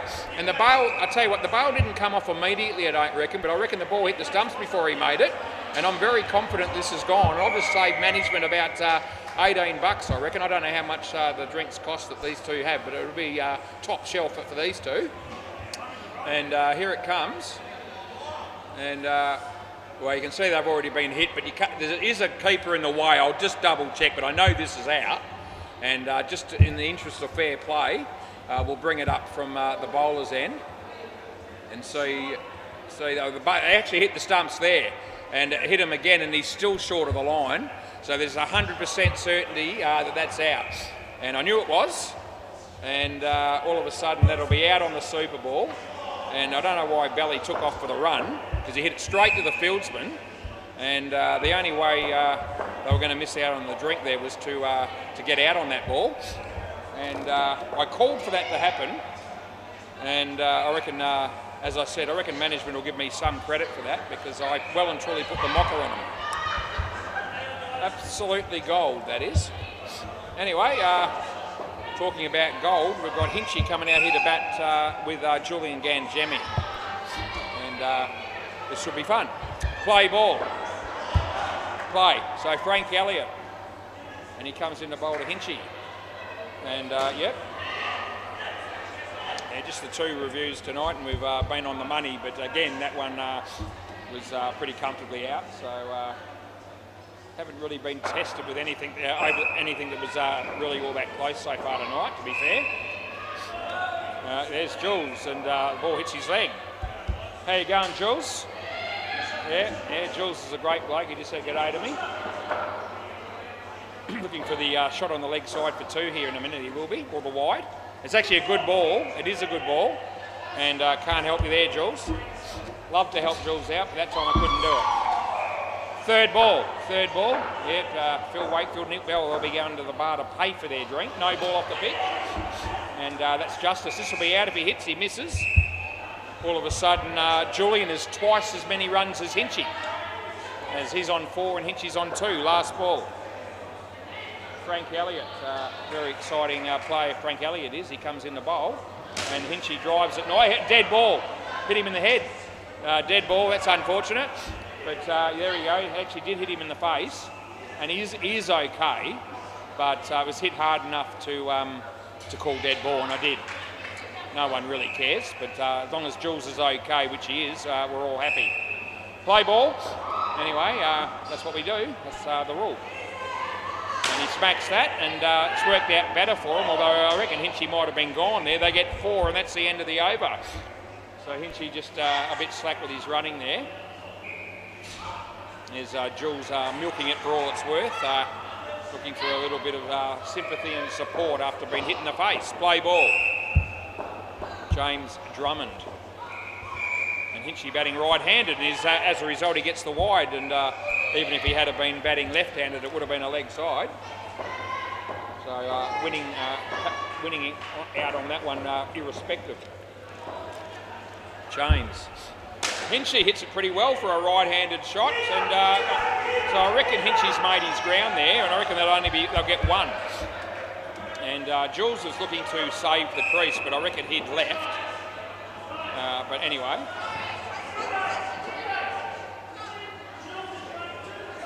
So all of a sudden the keeper was saying, whatever you do, throw the ball to the end that Julian's running to. And 9 times out of 10 that's probably going to be the right move, but not always. As James comes into bowl here. It's a good ball and he gets a bat on it, and Hinchy says don't run, and they don't. Yeah, another exciting game of netball happening there on the MCG, and no doubt the same sort of thing is happening down at Bay 13. We've got cricket here on the WACA, and we love that. That's a wide. Last ball, yeah, I helped you out, Jules. And yeah, everyone that comes down here on a Tuesday night just loves the netball and the cricket. There's James bowls, and he hits it straight to Ash, and there's Hinchy struggling to get back, and that's the end of the over.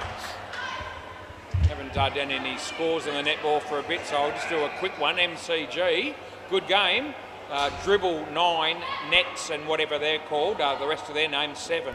2 goals the difference, 4 minutes to go in the second quarter. Play ball, we'll give you the Bay 13 score in a moment. Tom Brown bowls to Hinchcliffe, and he hits it well for a right-hander.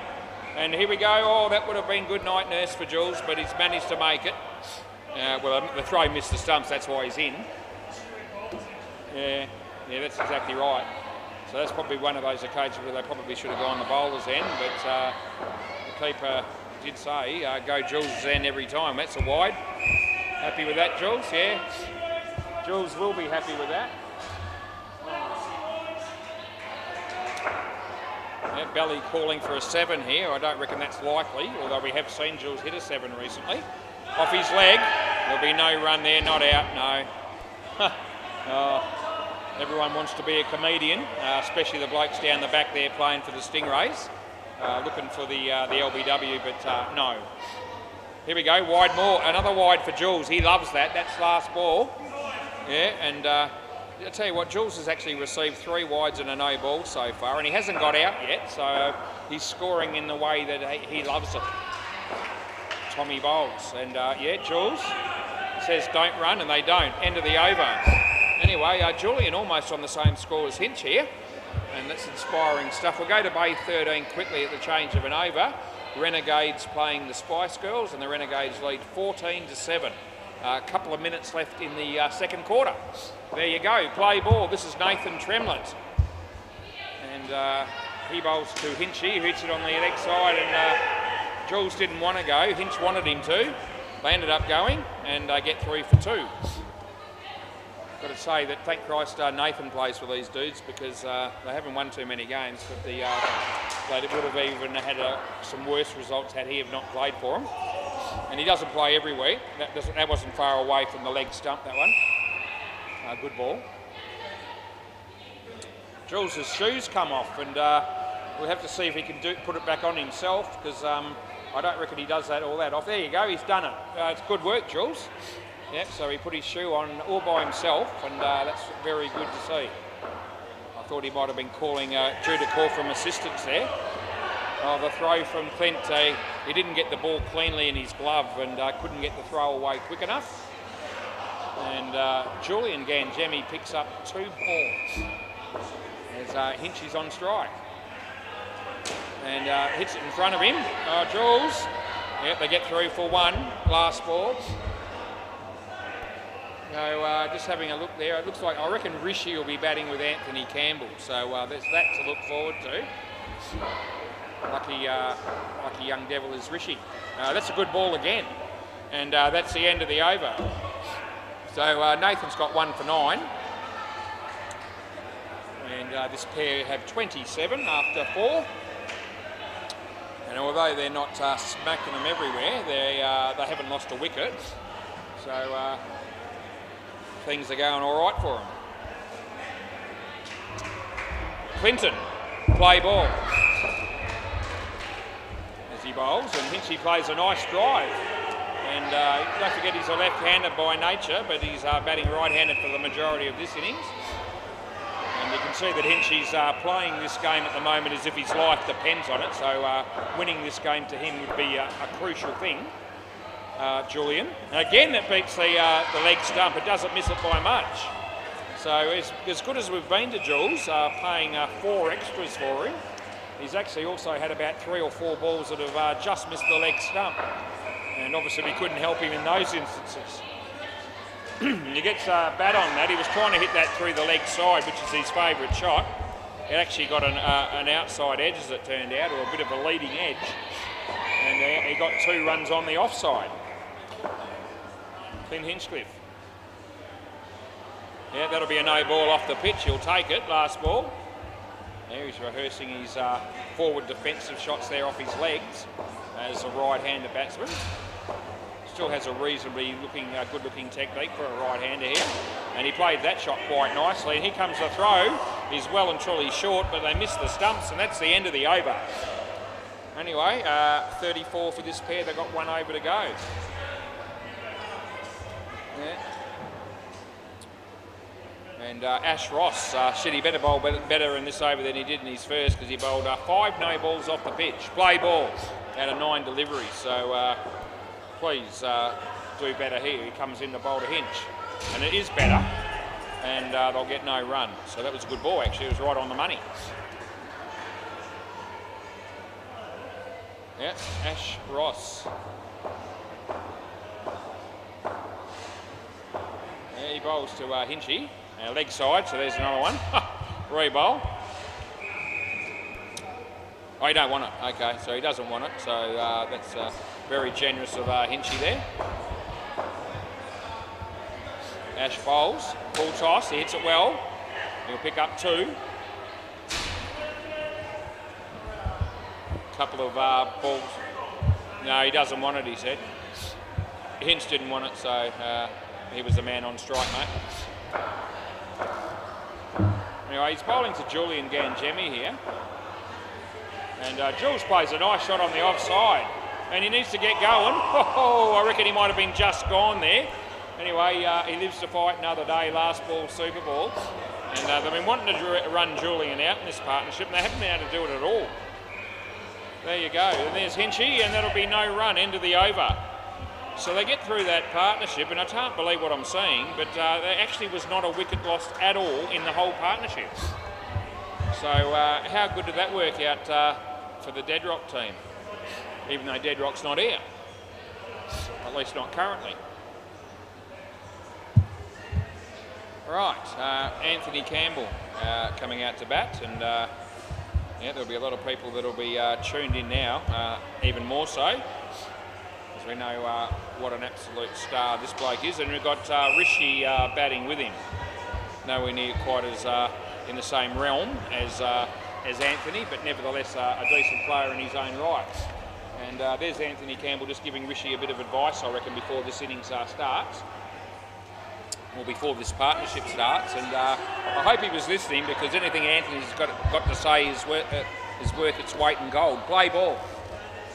So Frank Elliott, and there's Anthony Campbell tucking it away on the leg side. He sprints down the other end and picks up 1. The 100 comes up for Deadrock. And Rishi, yep, he faces up now. And yep, he just plays it where no one is. And so I reckon the advice from Anthony would have been just play the side nets, mate. I could have told him that, but I reckon he'd be looking to play a few big shots along the way off certain bowlers. Anthony, and yeah, again, a very similar shot, just tucks it away for a single. So he's off to a good start with a couple of ones. And this is Rishi. And Frank bowls a full toss, and it's misfielded by a couple of them, and they get 4 runs there, so that worked out well. Not for the Stingrays though. Last ball, Anthony Campbell on strike. And see how he goes. And yeah, he plays it nicely, and no one can do anything about that, and they'll get 2, and that's the end of the over. So it wasn't a flick or a tap, it was a throw. With no, so they got 2 runs. James Drummond.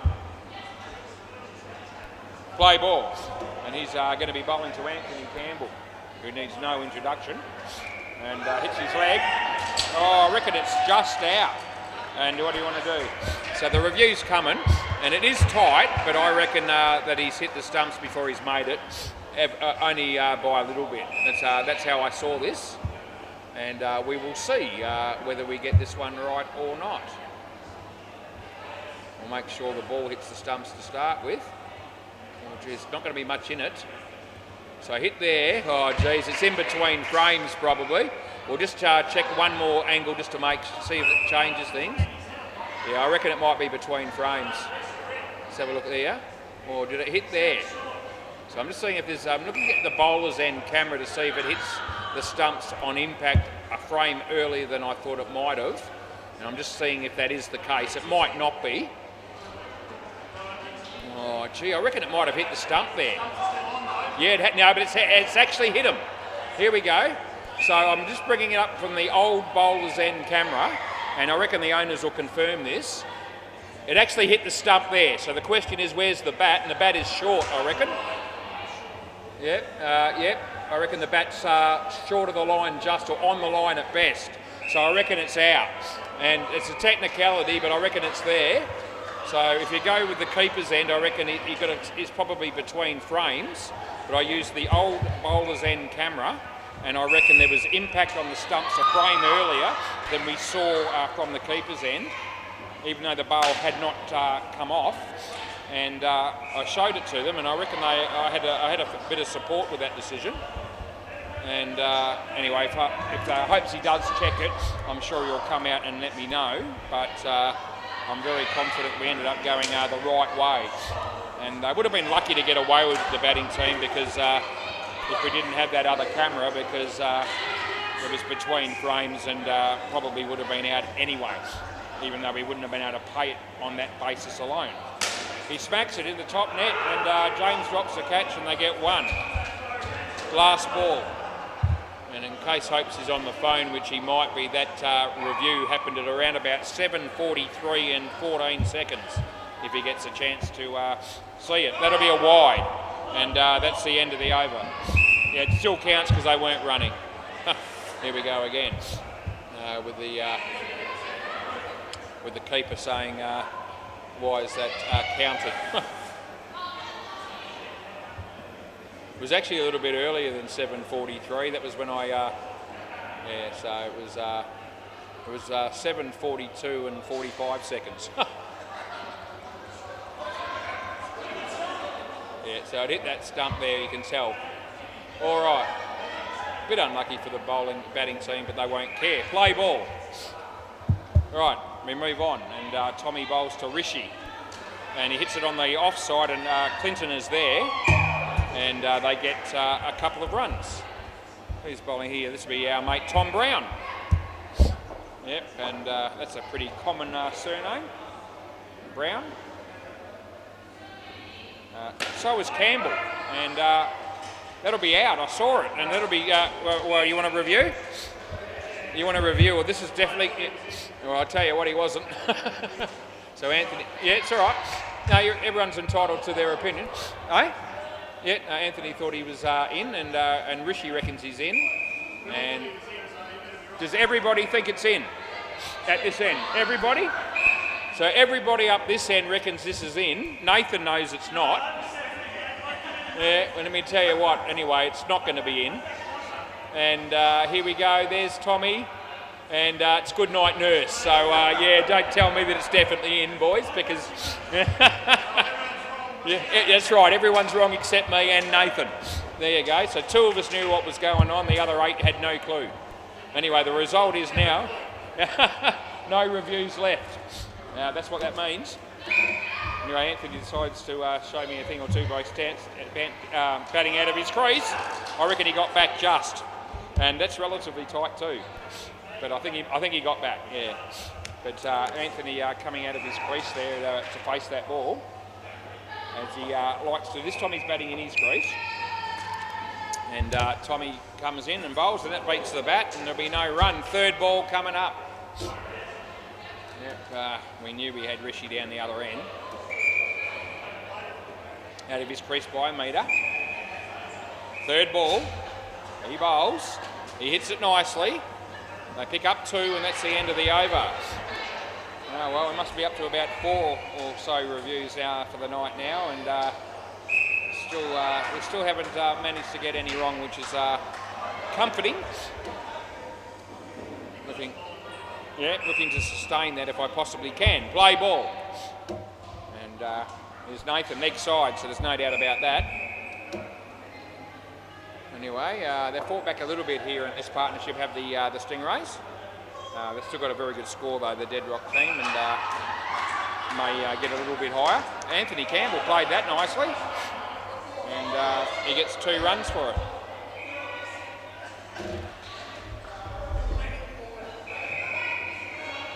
Nathan asking the fielder just to go down a bit, both the infielders, and Rishi's on strike. And he hits it in the air, it goes over the top of the long on. So Nathan pushing the fielders down, and the batsman decides I'll just hit it over everyone's head and get 7 for it. And that's actually pretty good batting in the end, to be fair. Yeah. So Anthony Campbell again, around about a metre out of his crease, and Nathan comes in the bowl. And he hits his leg. No, mate, no, can't help you, last ball. And I reckon Nathan's the sort of bloke that actually might wake up to the idea that the high one might be an option when he's out of his crease, but this time he's batting in his crease. And hits it nicely. He's going to have to do well to get there though, but he does because the throw misses, and that's the end of the over. So Nathan's got 1 for 22, and Anthony's actually batting quite nicely, to be fair. He's got 16, the other bloke's got 8, that'll be Rishi. And 24 after 4 is still quite decent, given the scoreline. And Hinchy's mucking around with the football out the front there now, so he doesn't like sitting still much either. Play ball. Off the arm or the shoulder, back of the arm I reckon that is. Anyway, no bat, no glove, and it was only going to be, it was never going to be caught, and I was always going to give him 1, and I did. Clint to Rishi, and plays it nicely. Here's Ash, and his throw misses the stumps, and they get a couple.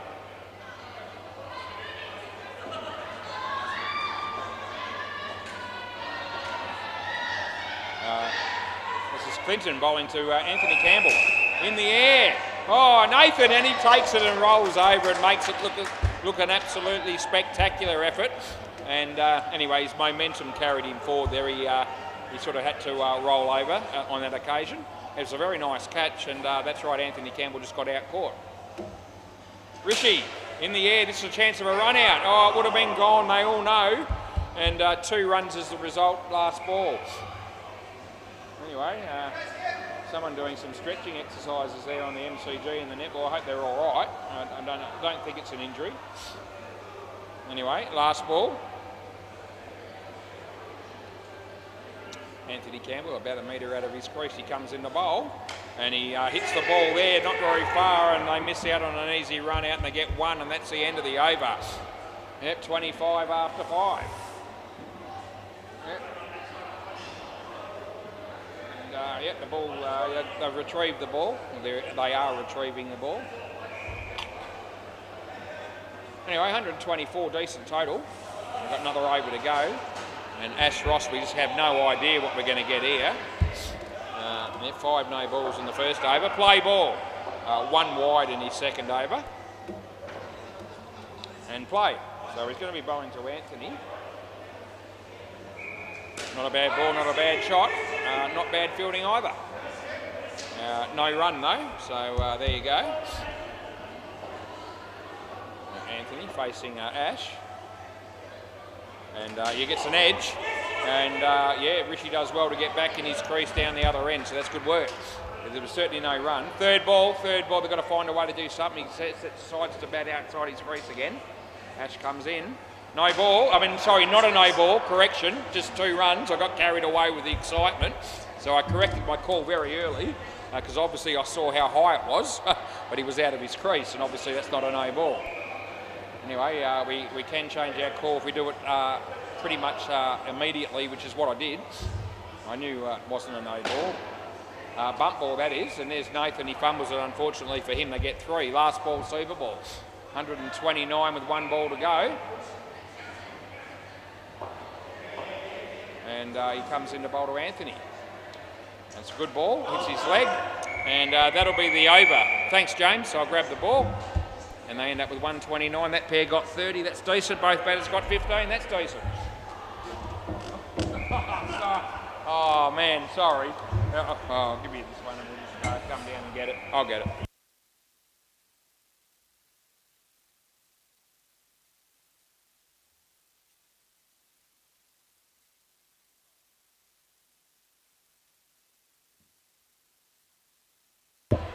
Right, anyway, 129 as we said, and we'll take this opportunity to go around the grounds and check the netball scores. I know some of our viewers will be champing at the bit to get these scores. We'll go to the MCG first, and we won't worry about it because it looks like all the games there are finished. Maybe there's another game, but the previous game has finished, so there's no score up there. Bay 13, we've got a bit more luck there. So there's a game happening there, and the Renegades are on 28 playing the Spice Girls on 15, and there's about 3.5 minutes to go in the final quarter there, and so that's what's happening there. And yeah, just went around the grounds, Jules. Just went around the grounds, yeah, as I do. Anyway, we've got a game of cricket happening here, and 129 is going to take a fair bit of getting. What's your question, Jules? What's for dinner? I had pizza. It was only okay. It was one of those frozen ones that you heat up in the oven at home. And I only had half of one, so you've eaten them. Okay, so yeah, Julian Gangemi's going to have pork. That's all right. Yeah, that's all right. You can do that. You don't actually have to wear gloves at all if you don't want. Yeah, so Julian Gangemi's having pork chops for dinner. He just told me. And now everybody that's tuned into YouTube all know that. They all know. They all know that you're having pork chops. Everyone knows now. You're famous, Jules. You really are. And yeah, everyone loves Julian Gangemi. Yeah, I do. Yeah, I do reckon you got enough runs. Yeah. Yeah. Anyway, the game is. Yeah, it was. Yeah. Okay, here we go. This will be Phil Wakefield. Play ball. Our mate Phil Wakefield. And he's going to be bowling to James, who's batting with Ash. Short. There to hit, and he doesn't hit it. Oh dear. It's the first ball. We'll cut him a little bit of slack. But that was dog shit by Phil Wakefield, and it deserved to go the journey. This is even worse. It's a no ball off the pitch on the second bounce. So, yeah, Philly. Yeah. Not a bowler's arsehole at the moment, it would seem. Not the first bloke to be in that category, though, so far tonight, I can tell you. That's a better ball. Gets the edge, it lands safely. And, gee whiz, there's probably no run there, to be fair. And Ash didn't want to go. James did. That is good night, nurse, Julian. Well, I have a couple of times earlier. I have said it. All right, here comes Phil. And James, just he lets that go, geez, last ball. And Ash can't get the strike at the moment. He wouldn't be letting those ones go. Anyway, Phil bowls. And James hits one, that's good. And I reckon Hinchy didn't try too hard there. They get 4, and that's the end of the over. Anyway, Ash's batting there was sensational. Didn't face the ball, and he's on none. And the other bloke's on 1. You can see people walking past. There we go again. People from netball walking past, looking at me strangely. Play ball. And that'll be for at least 2 reasons. One, I'm commentating, and I don't know why. That's actually a good ball. And the second reason will be because I actually am strange, so they got a point. Anyway, I'm not denying it. As Anthony Campbell comes in to bowl another one. No ball, so that is too high, and Hinchy takes the catch, but that won't matter, and it'll be a no ball plus 3. Yeah, Anthony Campbell, always going to be interesting to watch this guy do anything, let alone play indoor cricket, and Belly. They get one. I don't think Hinchy will be trying too hard at the back there off Anthony's bowling. Anyway, we'll see what happens as he comes in to bowl to James. And not a bad ball, and James hasn't really looked like it very much yet so far. Played one sort of decent shot, that's it. Last ball. More people walking past me and more people probably thinking, who's this strange bloke? Anyway, that's okay. They get no run there and that's the end of the over. Damien. That was our mate Damien that used to play for Gunnamo, and he comes down here on a Tuesday night now and to watch his daughter play netball, and his wife as well, I think. Third ball. This is Hinchy, and hopefully we get Gunnamo back in playing indoor cricket eventually. He said he's been talking to the boys. I've been trying to get him to encourage them to get their team back together, because the last time they played they didn't have the reviews or the commentary, and I reckon they'd enjoy both. Anyway, there's a dot ball. Now Hinchy is the bowler. He bowls, and he absolutely creams it, and Phil Wakefield just puts the foot out, and that doesn't work for him at all. And they get 5 runs actually, as the Reapit babies are about to head off home. And no, I don't reckon he hit it. Last ball. So I reckon the bats hit the ground, and the ball actually turned. And I reckon it beat the bat. I know the batsman was not shaking his head as if to say no, but that wasn't the only reason I gave it not out. That's the end of the over. But I can say that the batsman certainly didn't think he hit it, and I didn't think he did either, although, I couldn't absolutely, it's one of those things where you're probably about 95% sure that he didn't hit it, and that's not a good enough reason to give it out. Third ball, play. Rishi, James, and if I was, I'm not going to give that out. I reckon if I was really, really harsh, he might have just paused or stopped for a very fleeting moment, the non-striker, but I'm actually not going to be that harsh. It was only a very subtle thing, and it certainly didn't go back the other way, and I was prepared to just show a little bit of leniency there for Ash. He smacks that, and Anthony Campbell takes the catch, and how good is that? That is very good. He's not wearing the glasses either, so that makes that catch exceptional. Because he probably couldn't see because of the lights, and he still took the catch anyway. No, I reckon that's not out. And there's one ball to go. Nicely fielded by our mate Rishi. As he comes in the bowl to Ash. It's a leg side, we make the call, and that is the end of the over. I think, yep, they got the ball, good. So, yeah, 4 overs gone, and 14 runs on the board. Belly's going to bowl.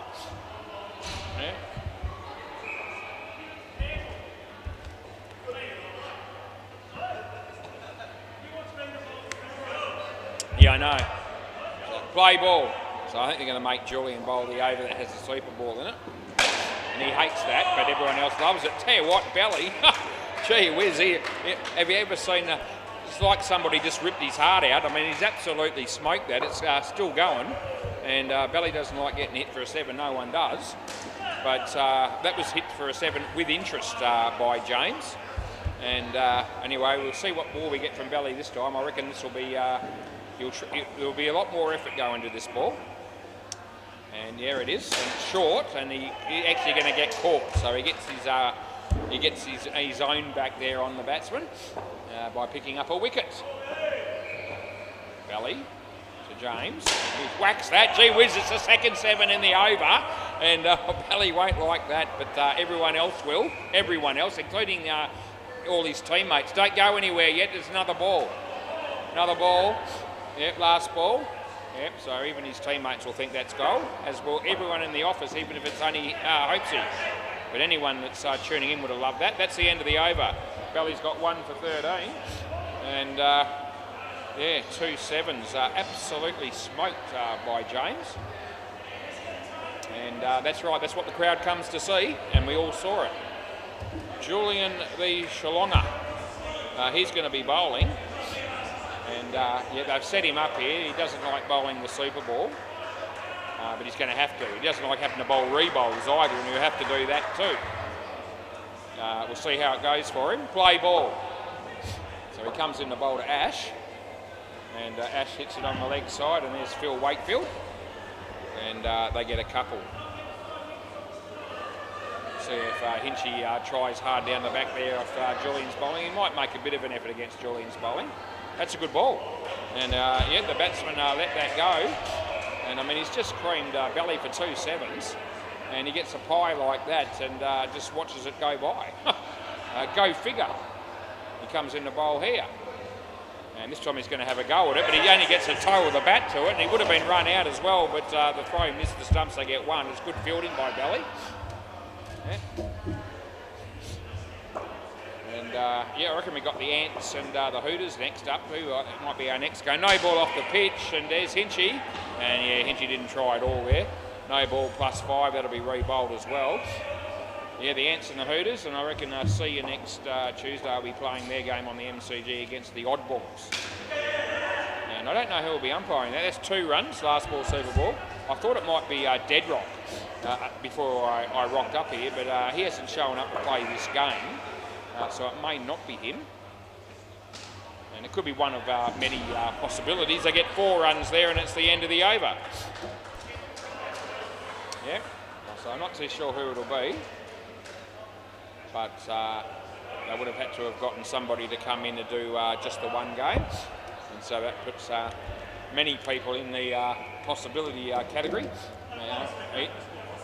Eh? No, I know you didn't. I didn't expect it either, no. Yeah, all right. Tommy batting with Frank here, play ball, and who's bowling? That's right, Phil Wakefield on his way, and he bowls. Bit of outswing, and an edge. Oh, Belly drops the catch, and oh, there we go. Tommy could have been out for a golden duck, but he lives to fight another day. And yep, an opportunity goes begging. First skin went to the Deadrock team by 16. Oh, and I reckon this is going to be out, so I reckon that's come off here, and I pay that as caught. And I reckon it came off possibly the bat handle and the glove, and he's actually indicated that it came off his glove.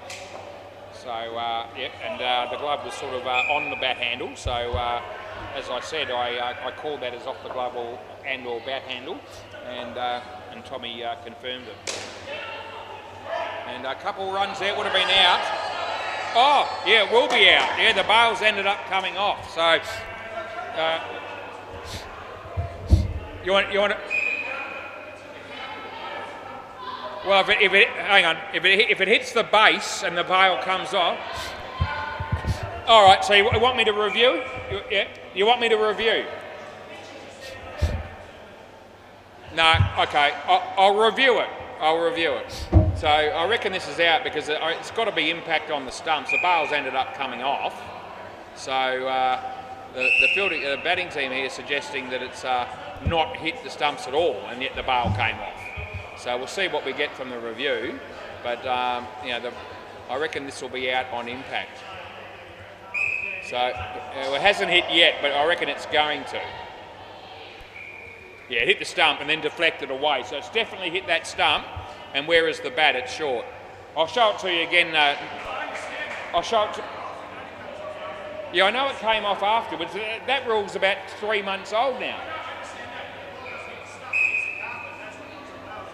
Well, hang on a minute. I'll show it to you again. Here we go. So it hasn't hit there, right? But it's going to hit the stump and then deflect away. It hit the stump. It hit the low on the orange stump there, and then it deflected. So that's definitely out. And that's what caused the bail to fall off eventually. And there it comes now. He's well and truly in when the bail falls off, but it's definitely out. All right. Anyway, we've sorted it out in the end, and I reckon they're with me now. Last ball. And wide, and we're going to pay that, and they're going to get an extra run, and they do. End of the over.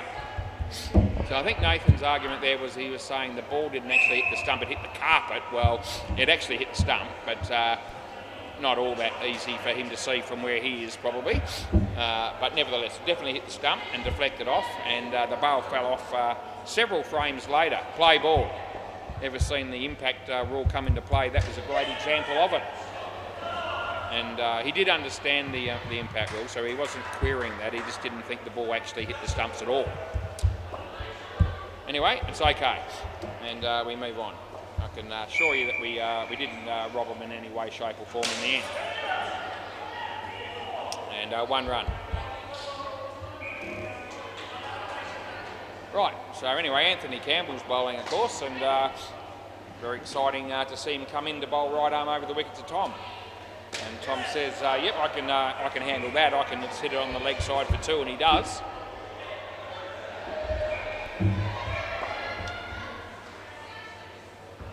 So he comes in to bowl to Frank Elliott. Full toss, and he's going to hit that fairly well, but Hinchy's not going to drop that catch without looking like a complete fool, so he doesn't do that. He actually takes the catch. And last ball. Don't reckon he wanted to take it, but he sort of felt like he had to there. Short, that's not a good ball. It could be run out though, and it would have been. They get 4, and that's the end of the over. Anthony will have decent, not too bad figures. 1 for 10 off 2. I reckon he'd be reasonably happy with that. And might be Rishi coming in the bowl.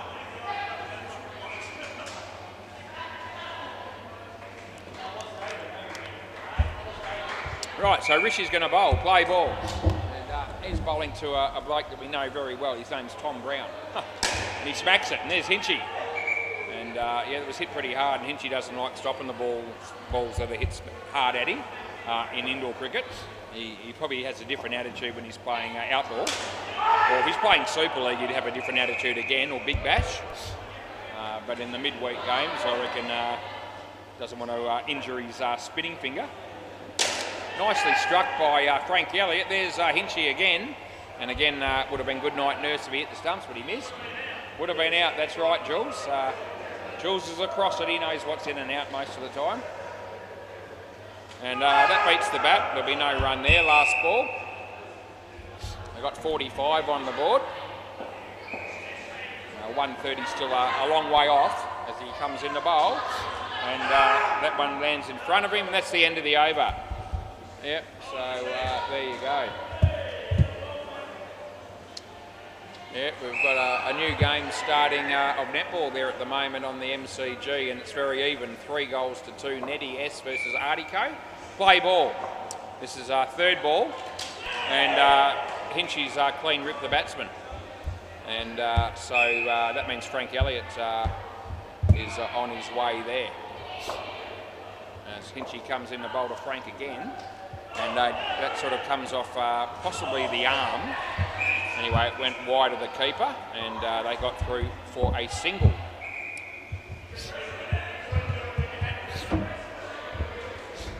Right, Hinchy bowling to Tom Brown. And gee whiz, his reaction there, the batsman, as if that ball turned at right angles. And anyway, hit his body and nowhere near the bat, as it turned out. He comes in the bowl again. And this time it goes over the top of middle and off stump. And anyway, yep, that's not playing him well. Third ball. And plenty of flight on that one, and that's too good as well. And he could be gone here. Oh, geez, I reckon it's just out. And do you want to have a go or not? So, Tommy, I'm giving you the opportunity to review if you wish, and they are going to. All right, so this is tight. Another one of those very close ones. And anyway, I just thought just enough of a margin. The tap comes onto the stumps, and we're going to see. I don't think it'll be a lot in it, but I think it's still going to be gone. Hit the stump and the bail's in the air, and it's just short. So it's almost touching the line, the bat, but it's definitely just out, and I thought it was. And we finally get one that we've actually earned. And good night, Irene. Jules. Jules wanted me to say that, so I did. End of the over. Anyway, we finally, we haven't actually got a review wrong tonight, but I reckon that's about the first one. Maybe the other impact one might have been also a close call. But most of the reviews we've had tonight were gimmies, with a couple of exceptions. Play ball, and that was one of them. Leg side on the line. And I don't know if Belly's convinced, but that won't affect me. So now he's blaming Julian for not being in the right spot in the field, I reckon. Anyway, it was on the line and it was a wide. And I don't know that he was necessarily disputing it. he just looked disappointed.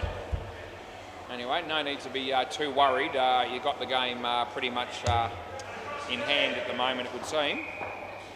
Yeah, Tommy wasn't quite ready then. And Belly goes back to his mark to start it all over again. He comes in, a full toss. I don't reckon it was high. Gee whiz, Julian almost caught that. And fantastic effort by Jules, as the ball was absolutely smoked into the net and landed in sort of at Julian's body, and he wasn't too far away from catching it. Oh, there are Jules. Oh, he drops that one. It hits his guts, and they only get one last ball. And it's a decent size guts, Julian's guts. But anyway, it landed pretty much in the breadbasket and almost caught it by accident. Last ball. Belly. And hits at Julian again. He's back in the game. They get 3, and that's the end of the over. Oh, Julian, the Shalonga. He's all up and about here at the moment. And now they've decided, since he's having a good patch, that they're going to let him bowl. And it is the over again with the Super Ball. So Jules doesn't like bowling these, but everyone else wants him to.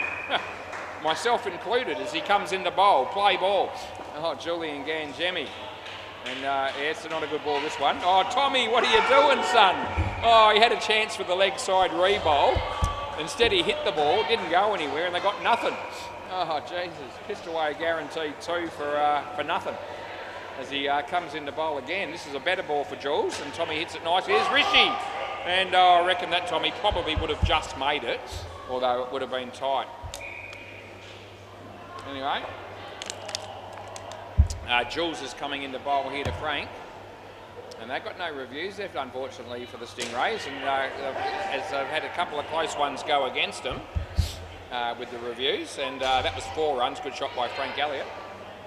And you got Nathan and Clinton that'll be batting last. And they'll want to have some reviews, I reckon, but they're not going to be allowed to.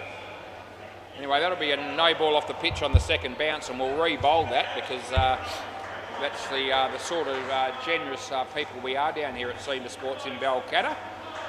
5 core busier placed in Balcatta, that is. This is a no ball off the pitch. This is why Julian hates bowling these overs. And that would have been run out, but they miss. And all of a sudden, that's got to be re-bowled. And yeah, Julian with a couple of no balls off the pitch. He's going to bowl over the wicket this time.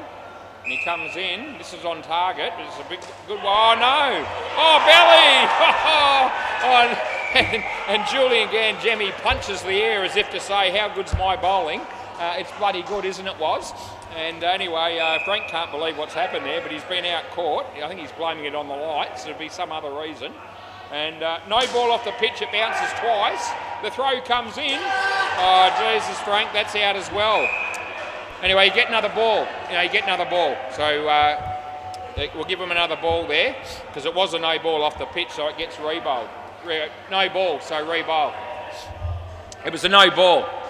So it's re-bowled. It's out, but it's re-bowled. Anyway, otherwise they've got to take -10 instead of -5, and they won't want to do that. And now they'll get 14. No, they won't. They'll lose 10.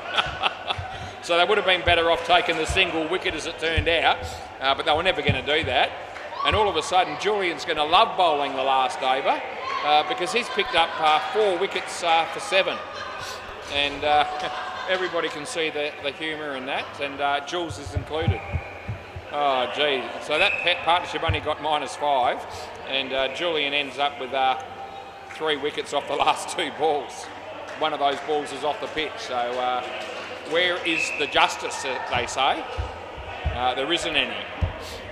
Anyway, Clinton and Nathan are going to be batting, and Jules can't wait to get another crack at him. Play ball. Phil Wakefield. There he comes in the bowl, and yeah, Clinton. And Phil Wakefield, gee, that would have been all over for the batsman as well. Anyway, this pair now only need a further 90. 90 off 5.5. Good luck as he faces Phil. And oh, gee whiz, it goes nowhere, and there's Phil, and they get 1. Not the shot that Nathan was looking for, but no damage done. And he bowls to Clint, and hits it well. Julian jumping up in the air there as the ball hit him in the leg. And yeah, Belly pisses himself laughing, and it is a little bit funny. It's not a serious injury, so we can laugh a little bit. Short, and there's Jules again. Oh, he goes for the big tap, and anyway, they get to last ball, and all of a sudden Julian is a major player in this game, and that's very exciting stuff for everyone, no doubt. As that's hit to Rishi, and they get 2. That's the end of the over. Anyway, Phil Wakefield hasn't particularly bowled anything startling, but he's got 3 for 3, so he's going to be all right. Anthony Campbell, the Stingrays need a big over, and this over's as good a chance as any. Play ball. So he comes into bowl to Clint. Bit of outswing, he smacks it. Hinchy's there. Yeah, it's going to be out also, and I don't reckon he'll agree with that. Yeah, so I'll show it to you later. I know it's out, but I will show it to you later. Yeah. Well, I'll just show you so you know for. Not now, but I'll show you later. Yeah, just to put his mind at ease, because I'm sure he would have reviewed that had they had a review available to them. So when that happens, I do show them when I get a chance. That's a wide, so there's nothing uncertain about that one.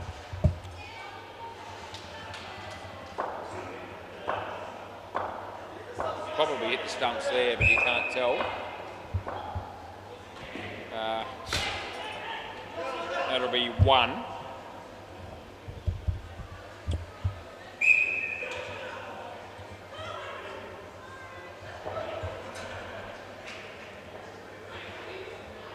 Anthony bowls, and that'll be 2 to Clint.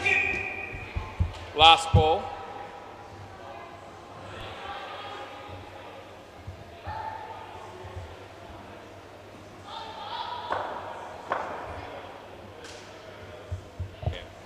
That'll be a no ball off the pitch, and that's going to be paid. That's the end of the over. So I brought up the replay for Clint, and I've had to use the main full-length camera to actually conclusively show it. It might have been just in on the old bowlers. So I'd hit the stumps there, Clint, and you're just short, mate. So it was close, but anyway, you weren't robbed, and that's important. Play ball.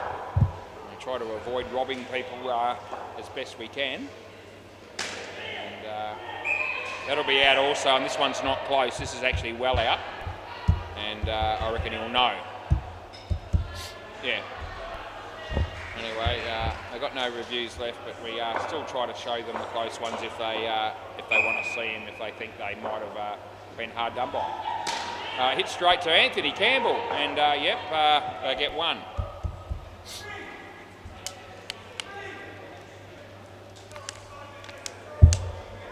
Stingrays here only most they can sort of hope for here is probably to find a way to get the skin here if they can. Short, he hits it well, and that'll be 4. So side net, back net, and a nice shot by Clinton. Clinton Byrne. This is Nathan Tremlett. It's his turn. He bowls, and nicely played by Nathan, and Anthony comes across, but that doesn't have any significance at all. And they get 2 as last ball, and Clint's just going to do the shoelace up, and he's managed to do that fairly quickly, so that's good news. And he comes into bowl, and gee, it's a nothing shotty play and a miss, and that's the end of the over. 2 for 8 for Rishi, and Rishi's been coming down a bit and filling in for teams across the week, and it's good to have him. He's a handy player. And I think he's enjoying playing down here, which is the most important thing. Play ball. Hinchy to Nathan. In the air, and Hinchy doesn't drop that off his own bowling. In fact, he doesn't drop that sort of catch off anyone's bowling.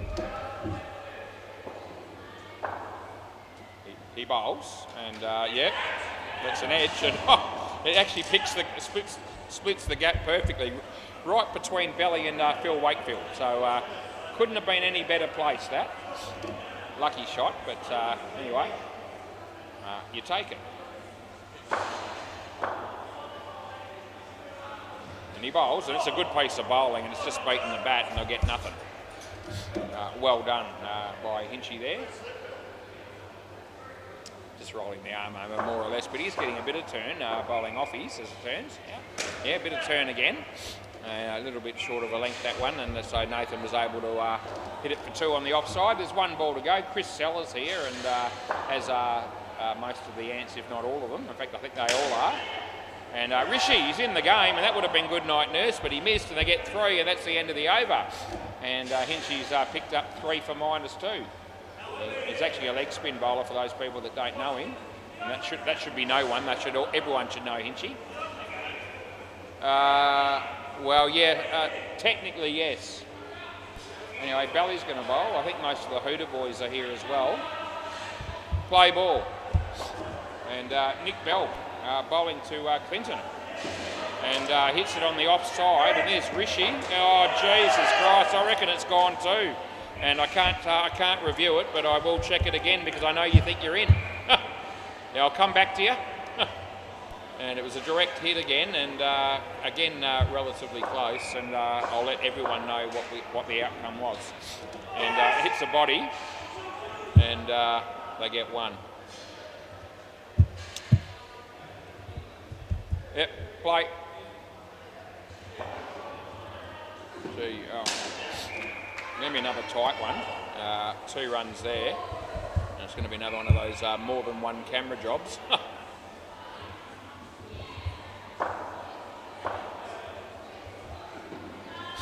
That'll be a couple of runs for Nathan. Last ball.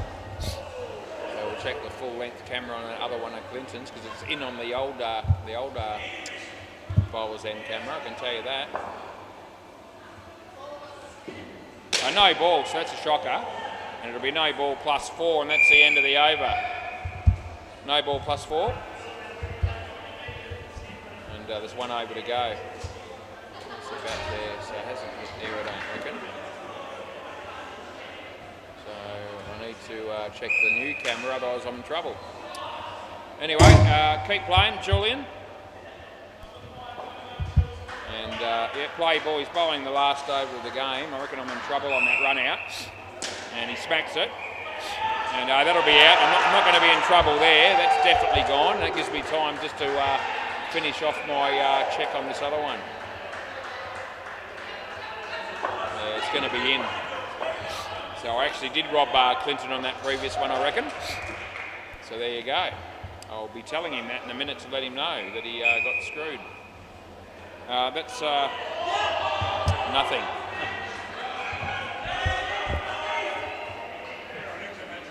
Yeah.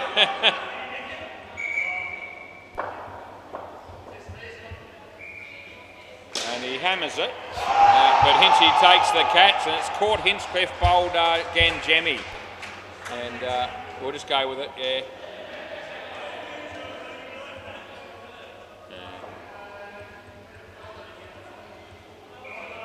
No ball off the pitch. Yeah, +2 with a rebowl.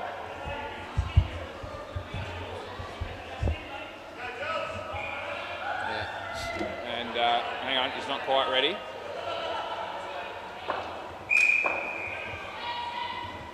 And he bowls and he smacks it. And it goes right through Rishi there and goes for 5. Last ball, super ball. After this ball, I'll let Clint know that I actually gave him out when he was in and on that other one, and he wasn't able to review it. That'll be 7. Oh, Jesus Christ, I reckon that's out as well. So, 8? Okay, we'll go with the review. Go on. Yeah, we'll check it. To be fair, it's the last ball of the game, but I reckon it's just out. There we go. Right, might be another one. We've got to check them all. Hit the bail there. It's going to be out. No, that's going to be out. I'll check another one just for another angle, but it's on the line, so it is actually out. But I reckon it might be more conclusive from the full length, and we just want to try and keep them happy. So we'll hit there, and. Yeah, possibly in on the full length one, but it was out on the other one. And what did the new camera say? We'll show that too.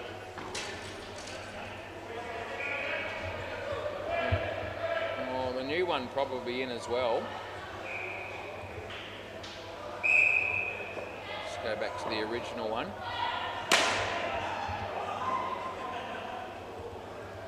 Yeah, hit there and on the line. So I reckon that was the right call to give that out, but gee whiz, it's splitting hairs. Anyway, we'll still tell him about the other one. We got one wrong earlier.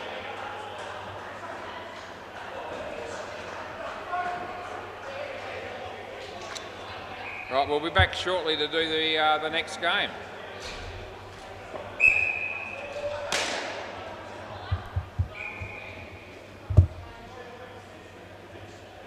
All right.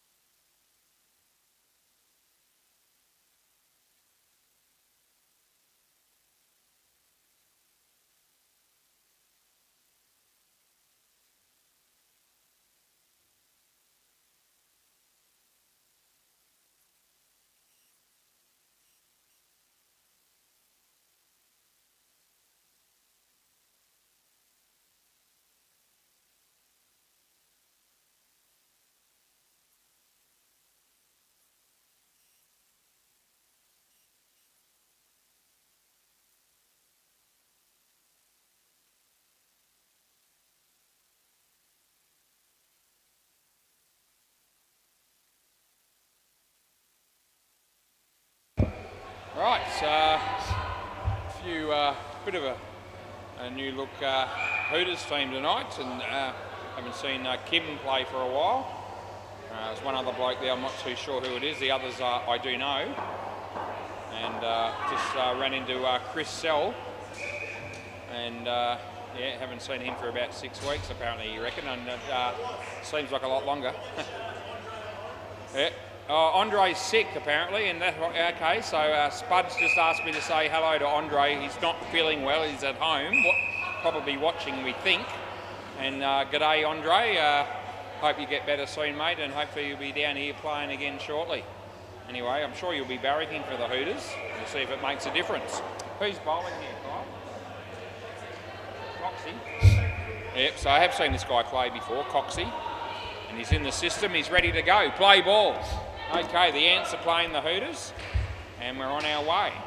And a nice shot by Alistair Laurie, and picks up a couple of runs.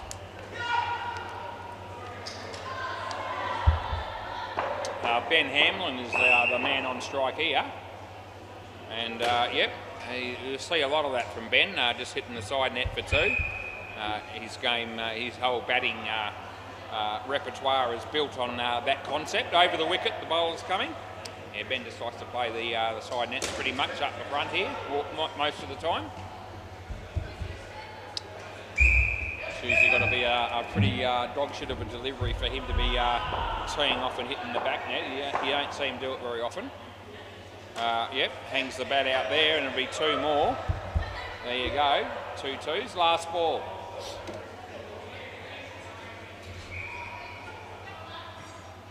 As Coxie comes in to bowl to Alistair, and it's short, and he hits it straight, and there's Spud, and they get 1. That's the end of the over. I noticed that Adam Pearce isn't here either, so there's every chance he'd be tuning in at home. And g'day, Adam, if you are. And we'll just see how this game works out for both teams tonight. Phil Wakefield, a gentleman and a scholar, play ball, and he's going to bowl. And Alistair goes for the big one, and they'll pick up at least 3, and 3 is what they end up with, as Coxie keeps the ball off the back net. Ben Hamlin.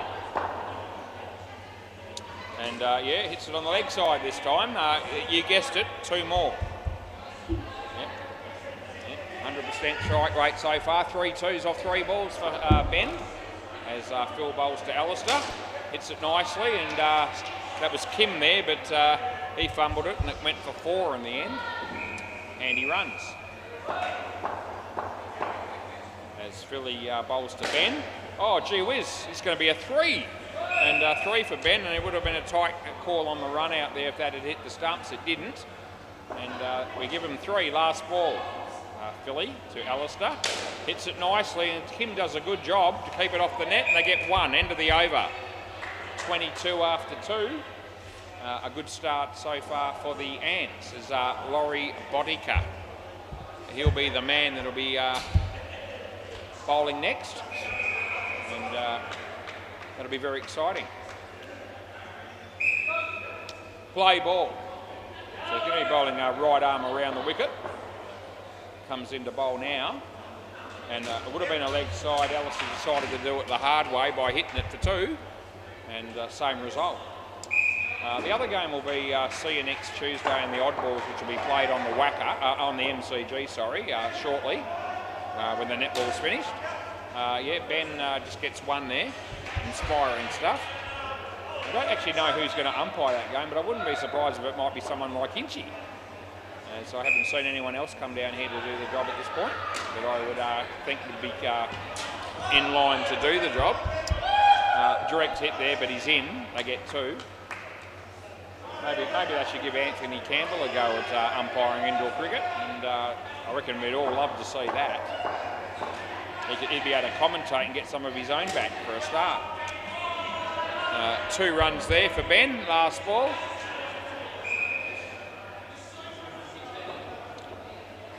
And this is Laurie bowling to Alistair, and he skies it, and doesn't get much for it. He get 1, and that's the end of the over. 30 after 3. I reckon Kim might bowl now. That seems to be the indication. Kim Pillay. Play ball. So Kim coming in to bowl to Alistair Laurie. And yeah, he plays it nicely on the offside. There's Kyle Nawatney. Hits the stumps, but I reckon he's in. And the guys on the sidelines at the back there, more or less, the other ants, the other four of them, were hoping I was going to give that out. That's the sort of camaraderie we have there with the ants. That's the leg side. Yeah, wishing misfortune on their own teammates, it would seem. Anyway, it's all a bit of fun, as we know, as Kim comes in to bowl to Ben Hamlin. And that's going to be 3 number 2 for Benny. Yes, he's having a night out there with 2 threes. Kim in the bright green boots, and he bowls, and Alistair helps himself to 2 more. Last ball. Now, I think Julian Ganjemi ended up with 8 for -4, I was told, in that last game. Unbelievable figures, 8 for -4. Yeah, and a full toss, and he misses it, and they get nothing. That's the end of the over. Yeah, so if you put 8 for -4 into perspective, it means that basically 36 runs came off the other 7 deliveries. So he obviously copped a fair bit of treatment as well. And I think he got a couple of wickets on Super Balls as well, which helped to inflate his figures that little bit more. He actually said to me he didn't think he bowled that well. Anyway, 8 for -4. Most people would take those figures. Kim's going to keep here, and Kyle Nawatney's going to bowl. Play ball. So he's going to be bowling right arm around the wicket at 8:41 p.m. on the 12th of November in 2024. There's Spud. Anyway, they pick up 2. Yeah, Bailey Britton's got that ridiculous hat on again, and he hasn't waited to come out here to put it on. He's had it on since the game started, pretty much. That'll be a leg side, and it's gone out of the net, but we pay the wide because they weren't running, and it doesn't affect the result. So, in the interest of speeding the game up a bit, we pay the wide.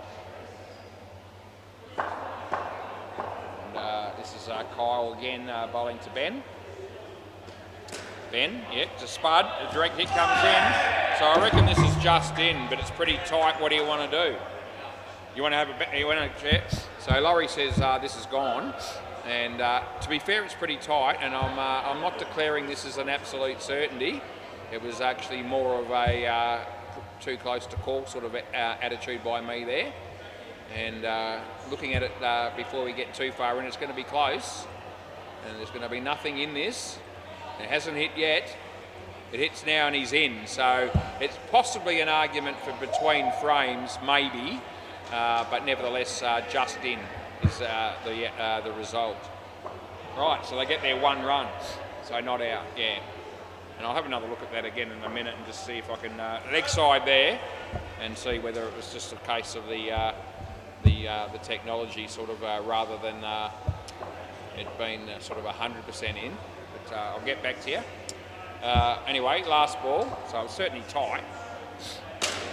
2 runs there for Alistair, and that's the end of the over. Try and find that one again.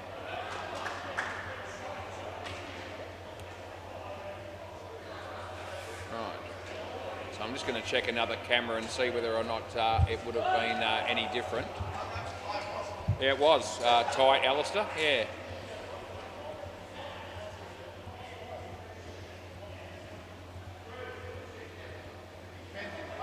Yeah, you can't see it from that angle. Yeah, so just keep playing, play ball. So we tried a second camera and we were blocked by Ben, actually, the batsman. So that didn't help us.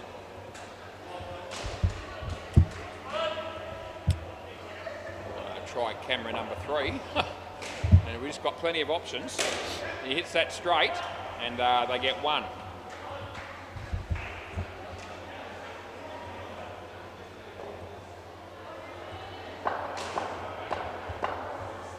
So the full length camera looks like it shows him just making his ground as well. 2 runs there.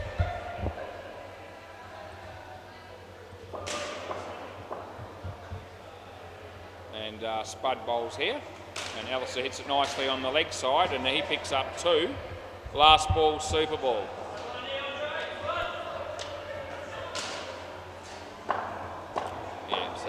It was definitely the right call on the review to give that decision not out, which is what we did earlier.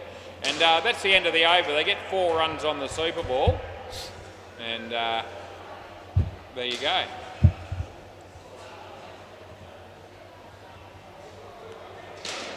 Right, so 57, that's the first innings, and you'll be pretty happy with that.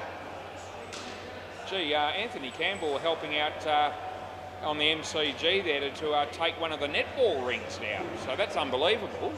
And I just wonder, gee, is there any chance he's actually umpiring that game? I don't know if he's umpired indoor cricket in his life, but maybe he has.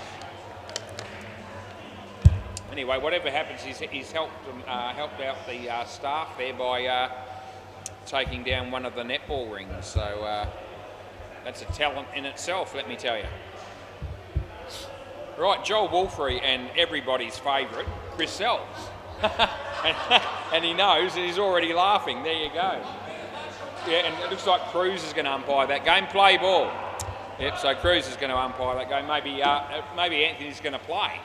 And that'll be better, actually, because we'll be able to mention that in the commentary, why he's playing in that game. So it'll give us 2 games to sort of keep an eye on, which is the way I like it.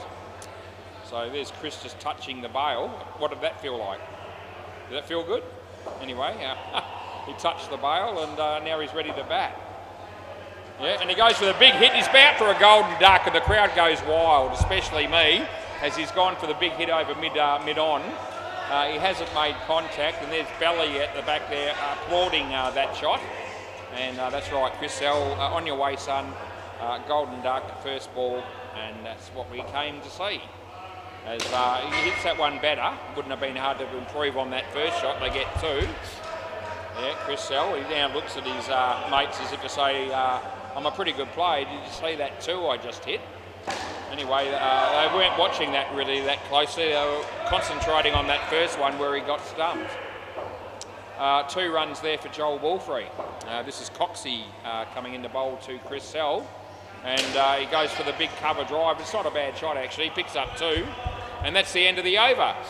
Yep, so they get 2 runs off the first over, and that's because of Joel, not because of Chris. He's on -1.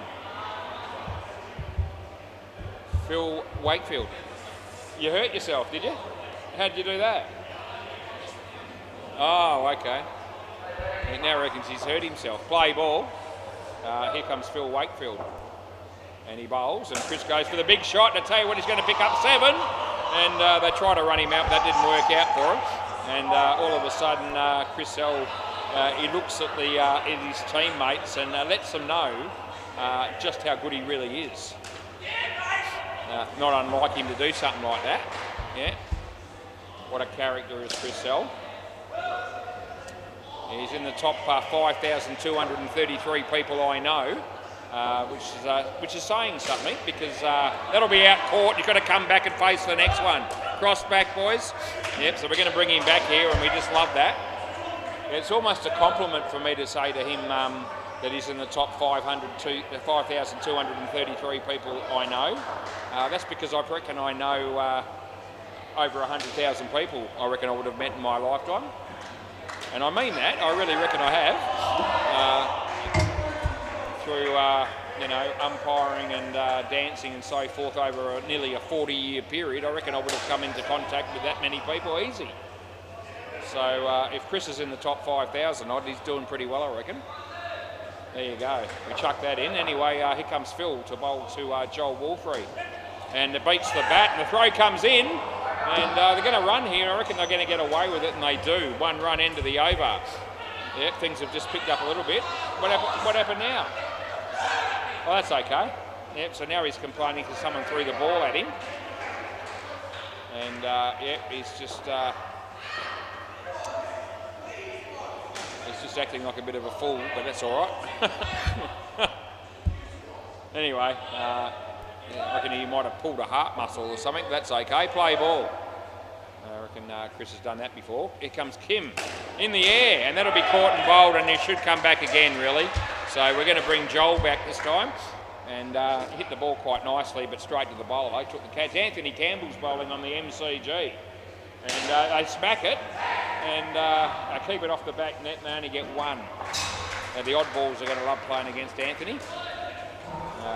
Bowls right arm runs over the wicket predominantly, and they'll realise that pretty soon after watching him bowling his first over now.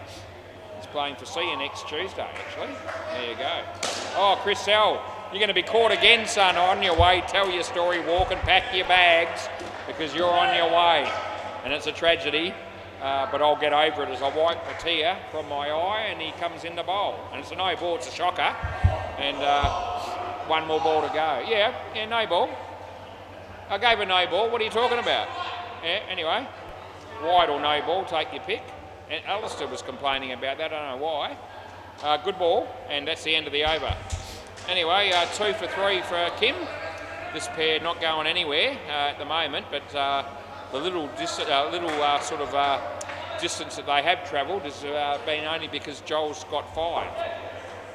Yeah, Chris Sell, that's right, -2 after 3 overs. Play ball, we don't miss out on telling the world about something like that, as he's on strike here. And it would have been a wide, he hit it. He could be run out, but they're not because he missed. Oh, gee, lucky for Chris to get 2 runs there. And there's a 7 hit on the MCG, despite the fact that Anthony hit the stumps with his tap. That'll be a wide, and Joel, he'll be happy to for that donation. Justin and Bailey will be the next 2 batters that come out here. Can't wait for that. Neither can everyone else. And there's 2 runs for Joel. And Chris Sell will face the music again.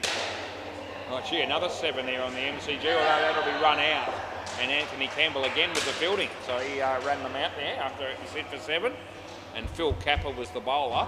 Last ball, and he'll be relieved that a run out occurred off a 7 there. Last ball, he's going to be over the wicket. And he bowls to Joel, in the air again, and 7 more. And that's it. They're going to go again here, and I reckon they're going to make it. They'll get 8.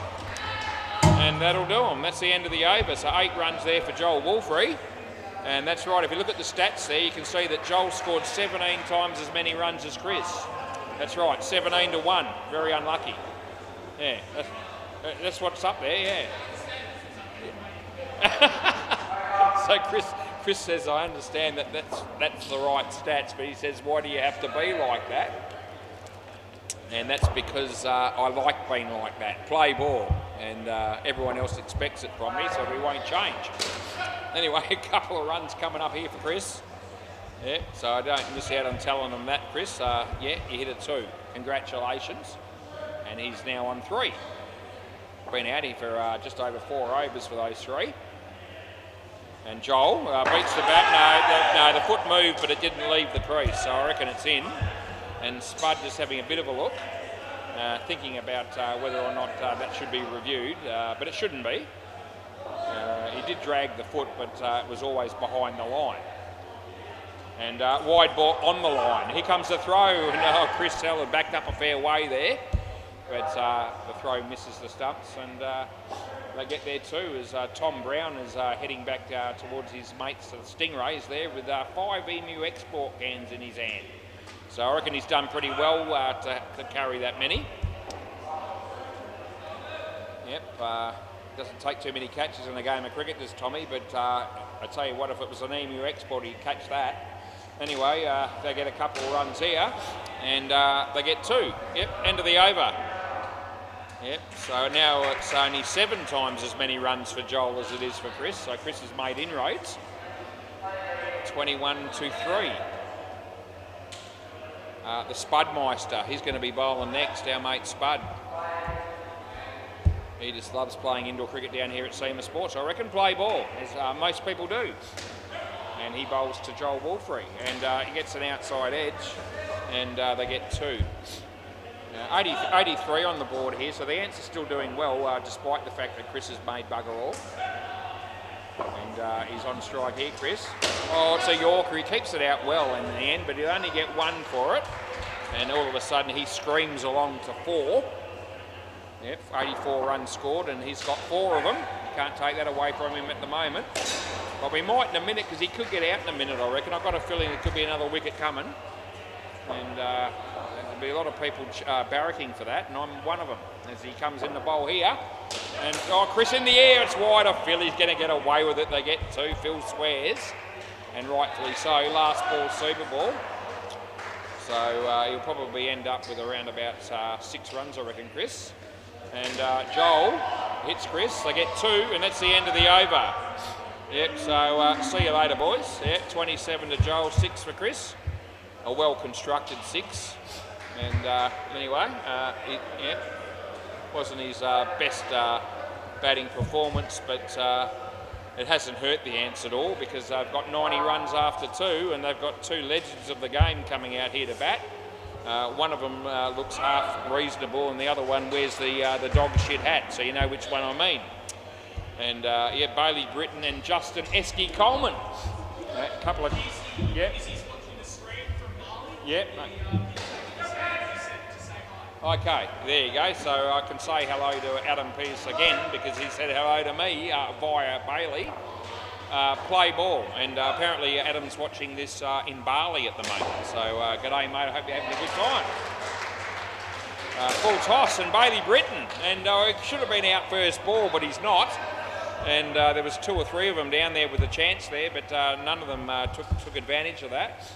And they get forward. I wonder what the reception's like in Bali. Hopefully you can hear every word I'm saying, and you know, get a reasonable view of what's happening in the game. Coxie. Justin. Oh, he's caught and bowled, and that's right. Come back here, Justin, and have another go, son, because if it was outdoor cricket, you wouldn't get another go. That's right. He's been out first ball for a golden duck, and we tell everybody, including everyone in Bali. There you go. No, wide. Wide is the right call. On the line. Almost went for the no ball off the pitch, but I reckon on the line wide was the actual correct call. He bowls, he smacks it, top net, his chance have been run out. They get through for 1. Last ball. I wonder if Adams is watching this game on his own, or whether he's got a few friends there or whatever in Bali. Anyway, that's all right. And that'll be not out. I'll get 2. That's the end of the over. Coxie's got 2 for 15. And Justin starting pretty much the way that Chris Sell did, with -2 off the first over. Yep. This will be Phil Wakefield. Play ball. And he comes in to bowl to Bailey Britton. It's leg side, and we give it to him. And yeah, a lot of people like to give it to him, I reckon, but we give him the wide. It's a friendly game, and it's a family show. As he comes in the bowl again, and that'll be Bailey, and that'll be Spud, and they get 2 more. Esky be looking to do something here. Yeah, he's got a big smile on his face, but they might wipe it off him if he gets out here. And he's got to go for 7. It could be run out. Oh, it would have been, I reckon.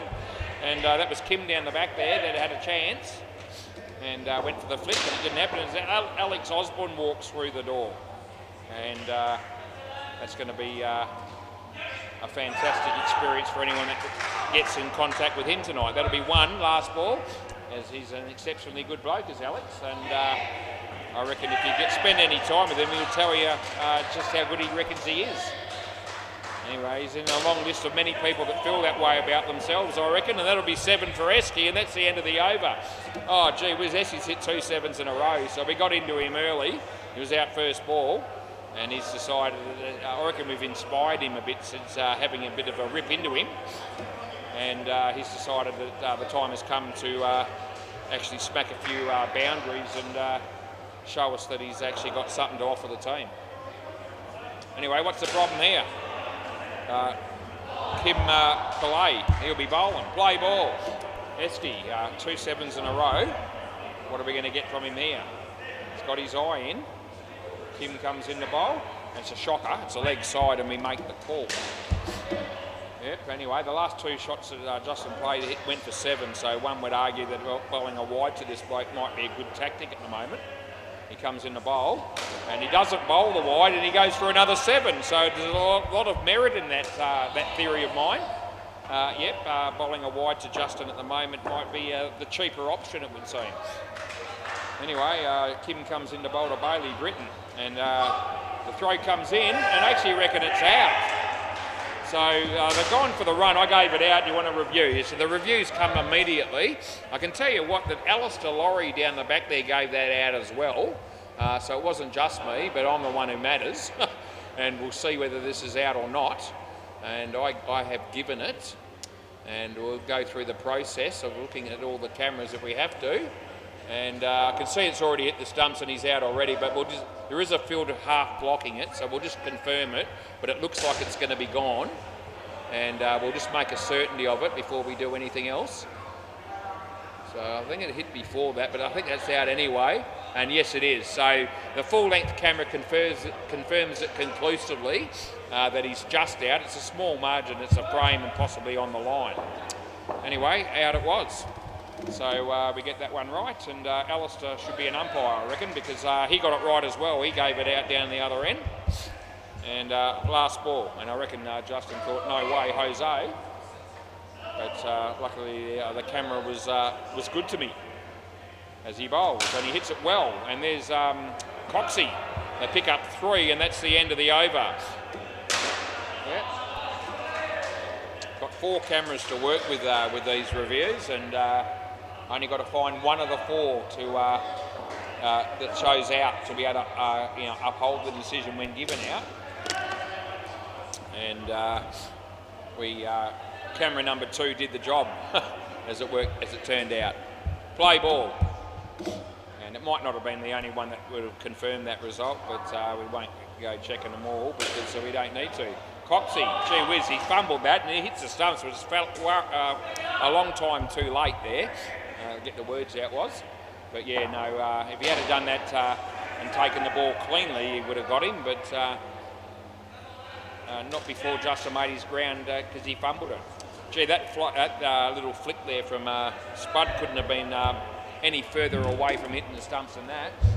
Yeah, nowhere near it. They got 2. Laurie, Justin, Edge, Kyle, and good night nurse. Tell your story walking again, Justin Coleman, because that time you're on your bike, son. And that's exciting stuff for the Hooters. Esky facing Laurie Bodica, and yeah, hits it on the leg side. He get away with that one. They'll get 2. Bit edgy, but you know, handy runs for the answer. We're on 121. Last ball of the 16th over, so they're doing a pretty good job here overall. And yeah, Bailey Britton plays the percentages. He hits the side net. They get 2, and that's the end of the over. Yep. And we'll just mention Andre again. Obviously. You not being here, mate, obviously costing the team heaps, and obviously if you had been here, the Ants would never have scored anywhere near this many runs, no doubt. Anyway, we'll miss your batting, of course, as well, because there's no Mike as well tonight, so play ball. So they're going to miss that partnership as well, the Hooters, Mike and Andre, because as we all know, that is a formidable partnership that's had no end of success since it began a few months ago. Over the wicket, Kyle Nawatney coming into bowl to Bailey. Yep. And so, yep, a very, very promising and productive partnership that is when Mike and Andre bat together. And the running between wickets is always a feature as Kyle Nawatney comes in here. And Esky hits it for 3, well fielded by Coxie.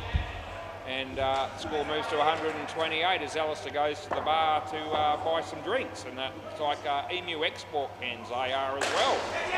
So shit, the Emu export cans are taking a hammering tonight. He's got 4 of them in his hand, last ball, and interesting time to be buying 4 brand new cans actually, because there's only 6 more balls and this innings will be finished. So they're either going to scull those beers or not worry about it. That's actually okay. And that's the end of the over. No, I don't reckon it's too high. Get down there.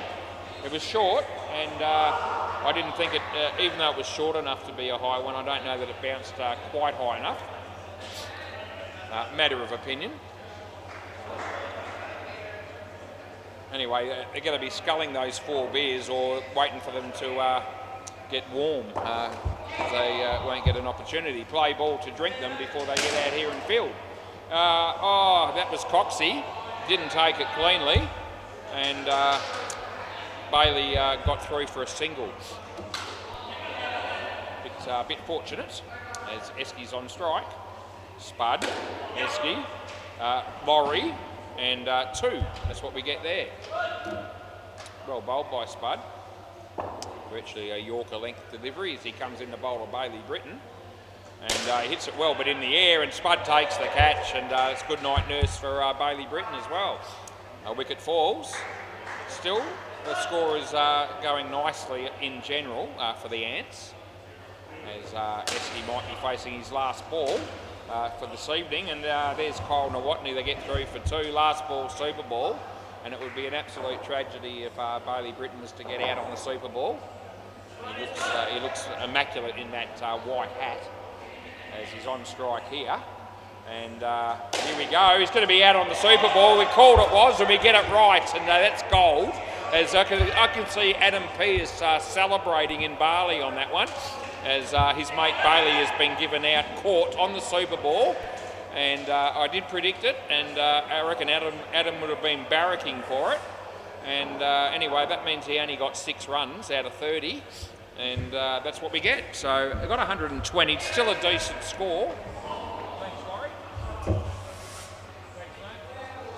Yep, and there you go. Rightio. So anyway, the Ants are still in pretty reasonable shape, but that wicket just certainly helps the Hooters a bit. And we might just mention the game on the MCG at the moment. I'll go to Bay 13. I don't think anything will be happening there, and there's not. You can't see anyone, and that's because no one's there. Anyway, we'll go to the MCG and check out the score, because I reckon Adam Pearce could be interested in the score here. So the Oddballs are playing See You next Tuesday, and we know that Luke Price has got 3 for -2, and we know that the current partnership out there is 74. And it's just finished. So the Oddballs are on 102, and the second pair there made 74 runs. And Wickus is coming out to bat with everybody's favourite player, and that's Nick Bell that's joining him. So yeah, he's extremely popular throughout the ranks, as we no doubt know. And yeah, he's going to be batting with Wickus. So 102 on the board there, and another partnership to go. Fair to say that the Oddballs, that's the name of the team, have got off to a pretty good start. Yeah, mate. Yeah. Yeah. Don't swear. Tomorrow it's getting fixed. It's getting fixed. For me. Thanks. Yeah. So I can, but I'm not going to play ball. Yeah. Well, you didn't make many runs either, so you paid $20 and you got screwed because you haven't played too well tonight at all. Play ball. Yeah, you'd be hoping he bowls well. Yeah, that's a good ball. That ball swung in a long way, and it is. Thanks, Chris, for letting me know. Yeah, so Chris comes out here and says that's a good ball, was, and thank Christ he did, because I wouldn't have known otherwise. I don't make a move without checking with it. On the line, that's a wide. No, definitely. Yeah, get back to mid-off, mate, because I don't care. It's a wide ball, no doubt. I don't like to make too many decisions without checking with Chris first, and he knows that. Anyway, he gets the leading edge there, the batsman. Off a full toss from Ben, they get 1. Yeah, 3 runs after 3 balls, and Kyle's going to face his first ball. The Stingrays are still enjoying a drink, watching on after another loss. Unfortunate, and that'll be a wide. That's shit from Ben, and we have 1 ball to go. Yep, Cherie's working behind the counter. Not that she's doing much at the moment. She might be on her phone, I've got a feeling. But there's no one to serve at the moment, so that'll be okay. That's not out yet, and I don't think it's out at all. In fact, that's 1 end of the over. So I reckon Alistair's hit the stumps with his body. The ball never hit the stumps, and then there was a throw from Eski, and I think that missed the stumps as well. Anthony Campbell bowling on the MCG. Full toss, it's a shocker. It goes all the way for 7. That's absolute gold. And that's 9:08 p.m. on Tuesday, the 12th of November 2024. And Anthony Campbell just went for a 7. Play ball, here's Eski. As Anthony bowls another one, and Belly hits it for 1. Justin comes in the bowl here, and it's Kyle. And he's also going to get 1. There you go. Oh, it's exciting watching Anthony Campbell play indoor cricket, isn't it? Especially when he goes, gets hit to the back net. He bowls again. Oh, gee, was that 7 more? Oh, gee, I saw my game as well, so I saw the 7 from off Anthony's bowling in the corner of my eye, and I saw the 2 runs hit here. So Anthony's been hit for 2 sevens in the last 3 balls. He comes in the bowl again. I can't watch it because Esky's bowling here. That's going to go for 4. And I didn't see how many belly hit off that last ball of Anthony's, but it was a few. Anyway, we might have to bring the score up then in a minute over in the MCG. Anthony Campbell's got none for 48. Oh, I was hoping it was going to be something like that, and it is. Bump ball, not out, last ball. So I wonder if it's probably off 3 overs, but I hope it's off 2. But it's probably 3. But Anthony, none for 48. That's his bowling figures. And I reckon he'd be fairly accustomed to those figures, as Chris Sell does a great piece of fielding. Sensational by Chris Sell, as Kyle Nawatney's run out with the direct hit. And it wasn't all that close, so it's comfortable, no review. Oh dear, Anthony Campbell. Yep, so they've got 129 runs off about 14 and a half overs, the odd balls. I said they'd like to face Anthony's bowling. And I reckon I was right, because none for 48 would reflect that. Play ball. Alistair Lowry. And he drives it. Good shot. And well done by Esky, but they get through.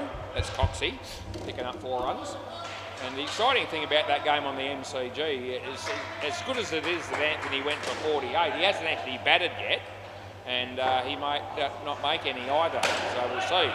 Esky, oh mate, how did you miss the stumps from there, Chris? Oh, they still get the wicket, and they'll be excited enough about that. But geez, Esky, you were right down there, mate, and you were right next to the stumps, and how you missed them, I don't know. Alistair bowling this time to Coxie, and playing a miss. It's good bowling. Alistair Lowry. And he comes in to bowl to Coxie again. And again, the same result, a play and a miss. So, yep, just too good at the moment is Alistair. Last ball, 3rd ball. So it's 3rd ball. They need to find a way to score some runs off this ball, otherwise it'll be out, because the score will change, they tell me, on 3rd ball. It's a definite thing. And he comes in to bowl. When he gets an underneath edge and he's played it on. And it's good night nurse as he's bowled, and all of a sudden the Hooters in some early trouble here with only 2 runs after 3 overs. And gee, Alistair Lowry's got 2 for -6. And yep, they're all congratulating each other. As here we go, this will be a moment to look forward to. Chris Sell's going to bowl. What's he going to give us, I wonder? Play ball. Yeah, just bowl it. I'll get it later. It's all right. Just shut up and play. Chris Sell. Gee whiz, he's mouthing off all the time tonight and swearing as well. And yeah, we're trying to. He was down the back end of the court when he did that, so maybe it wouldn't have been picked up on YouTube. But you know, kids watch this show. Believe it or not, Chris. Some kids do. Chris, Coxie. And they get 2. And yes, I rip into people and try to create a bit of humour for all the spectators, including the kids, but we try to keep the swearing, you know, the bad swearing at a minimum. He was actually out of his crease, the batsman there, and that's why there's no ball. So as he swung at that ball, it was certainly high enough to be called, but when he swung at the ball, he was definitely out of his crease. I don't reckon the batsman's convinced, but I know it was the case. I don't make up stories like that. I'm not even going to check it because I know what I saw. 3 runs there. And if I thought for an instant there that I might have been wrong there, I would look. In swing and well bowled by Chris, hit on the leg side by Coxie for 2, and that's the end of the over. So Chris Sell starts off with none for 9, and that's 9 runs out of 11. So that's a high percentage of the runs have come from Chris's bowling. I reckon he just pinched Alice's ass as well, which I don't know whether that's good etiquette or not, but anyway, maybe Alistair was happy with that, but I don't know. I won't speak for Alistair. Play ball. I wouldn't be happy. Justin's bowling. Esky, and he bowls to Coxie, and he hits it well. But Alistair's there, he drops the catch. The sun must have been in his eyes, I reckon. Otherwise, he would have caught it. There you go. He's just, you can see by the expression on his face that he didn't really pick it up too well, he reckons. And he wouldn't have missed it through lack of ability. It would have been some underlying outside influence that impacted his ability to try and catch that. And the lights will be as good as any reason to come up there as a valid excuse in his eyes. Justin bowls. Slower ball, full toss. Oh, he gets a wicket from a ball that he shouldn't have. And they get Coxie's got to wear the -5 against his name. Luke Price is bowling on the MCG to Wickes, and Justin's bowling here. And he hits a catch to Bailey, and he takes evasive action and drops the catch, and they get 2. It wasn't a particularly easy one, to be fair. A couple of runs there for the batting team. Yep, they need about 47 for the skin here off about 6 balls, so that won't happen. Over the wicket comes Justin. Outswinger, well played by Coxie. There's Alistair. He goes the wrong end. Might not have mattered. End of the over. Yep, so if there was going to be any chance of a run out there, it was going to be the bowler's end, and it's not the end that he chose.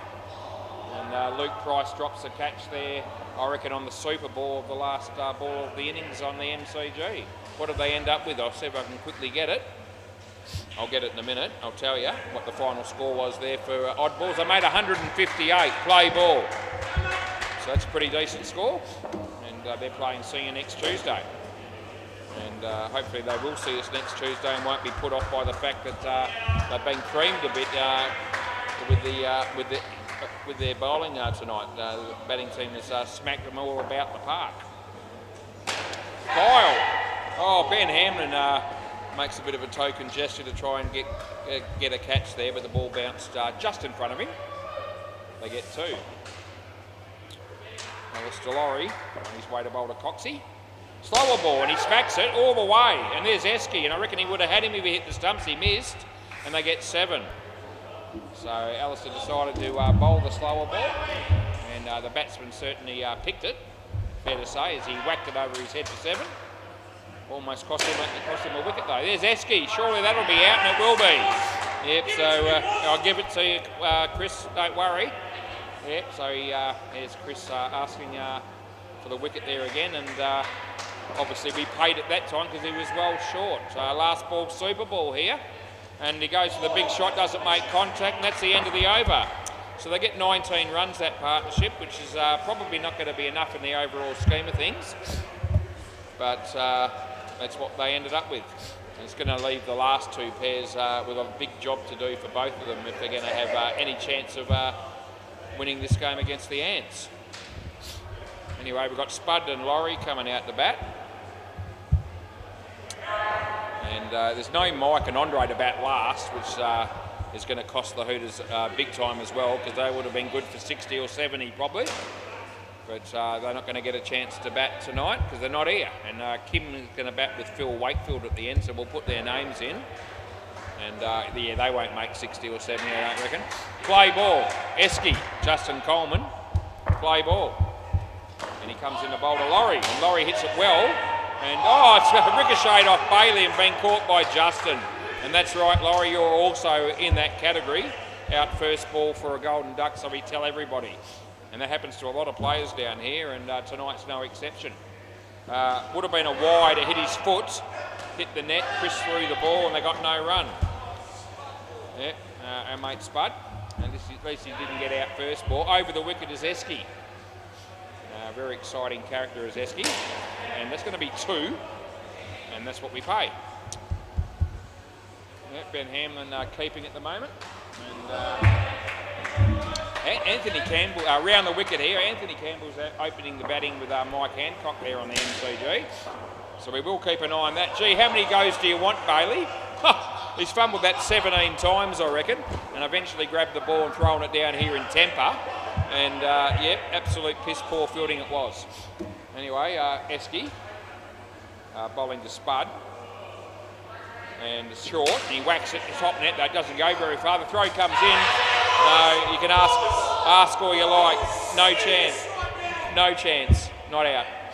So, do you want to have a look there or not? No? Yeah, I don't reckon it's worth a look. I reckon it's in. And I'm not even going to look at it, so I'm just going to watch Anthony Campbell bat on the MCG. And he's on strike at the moment. Bailey Britton's going to bowl here. Two good things happening on both courts. Now, big chance of Anthony being run out there. I reckon he is. Play ball. I reckon it's ricocheted off the bowler onto the stumps. I reckon he's out. And I reckon Cruz would have played that, and he did. And that's good news. Yep, so we just happened to be watching. We saw the 3 runs on our court too. Don't worry, I didn't miss. But Anthony Campbell got run out there on the MCG just when we crossed to that game. 7 runs there, and that's exciting stuff too, because Bailey Britton's been hit for a 7, and I don't mind seeing that either. He comes in the bowl, and Anthony's on strike on the MCG. I can't watch that game for the moment because I have to watch this one. They get 3, but it looks like it was a good ball, and Anthony wanted the wide, and Cruz did not give it to him, and he didn't look happy about it, but that won't worry anyone else. And I get 5 here. Last ball, chance of a run out on the MCG again if they don't get their act together. Oh, they get 3 for 1, very lucky. Yeah, they're running between wickets there as the shambles as well. And he hits that in the air, and there's Esky, and he takes it on the second grab. Oh, thanks for coming, that's the end of the over. So another wicket falls and swap ends, end of the over. This pair's got 12, Bailey's got 1 for 13, so he's a bit fortunate.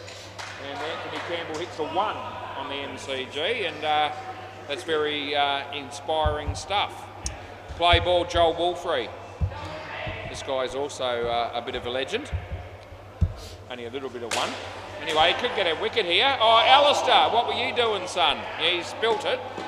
And they get 3 runs there for Spud. Yeah, Alistair on the ground. Gets up a bit gingerly. Anthony Campbell faces on the MCG. I reckon it might get a leg by. No ball here. Too high. So we're trying to bring you both games at once as much as we can here.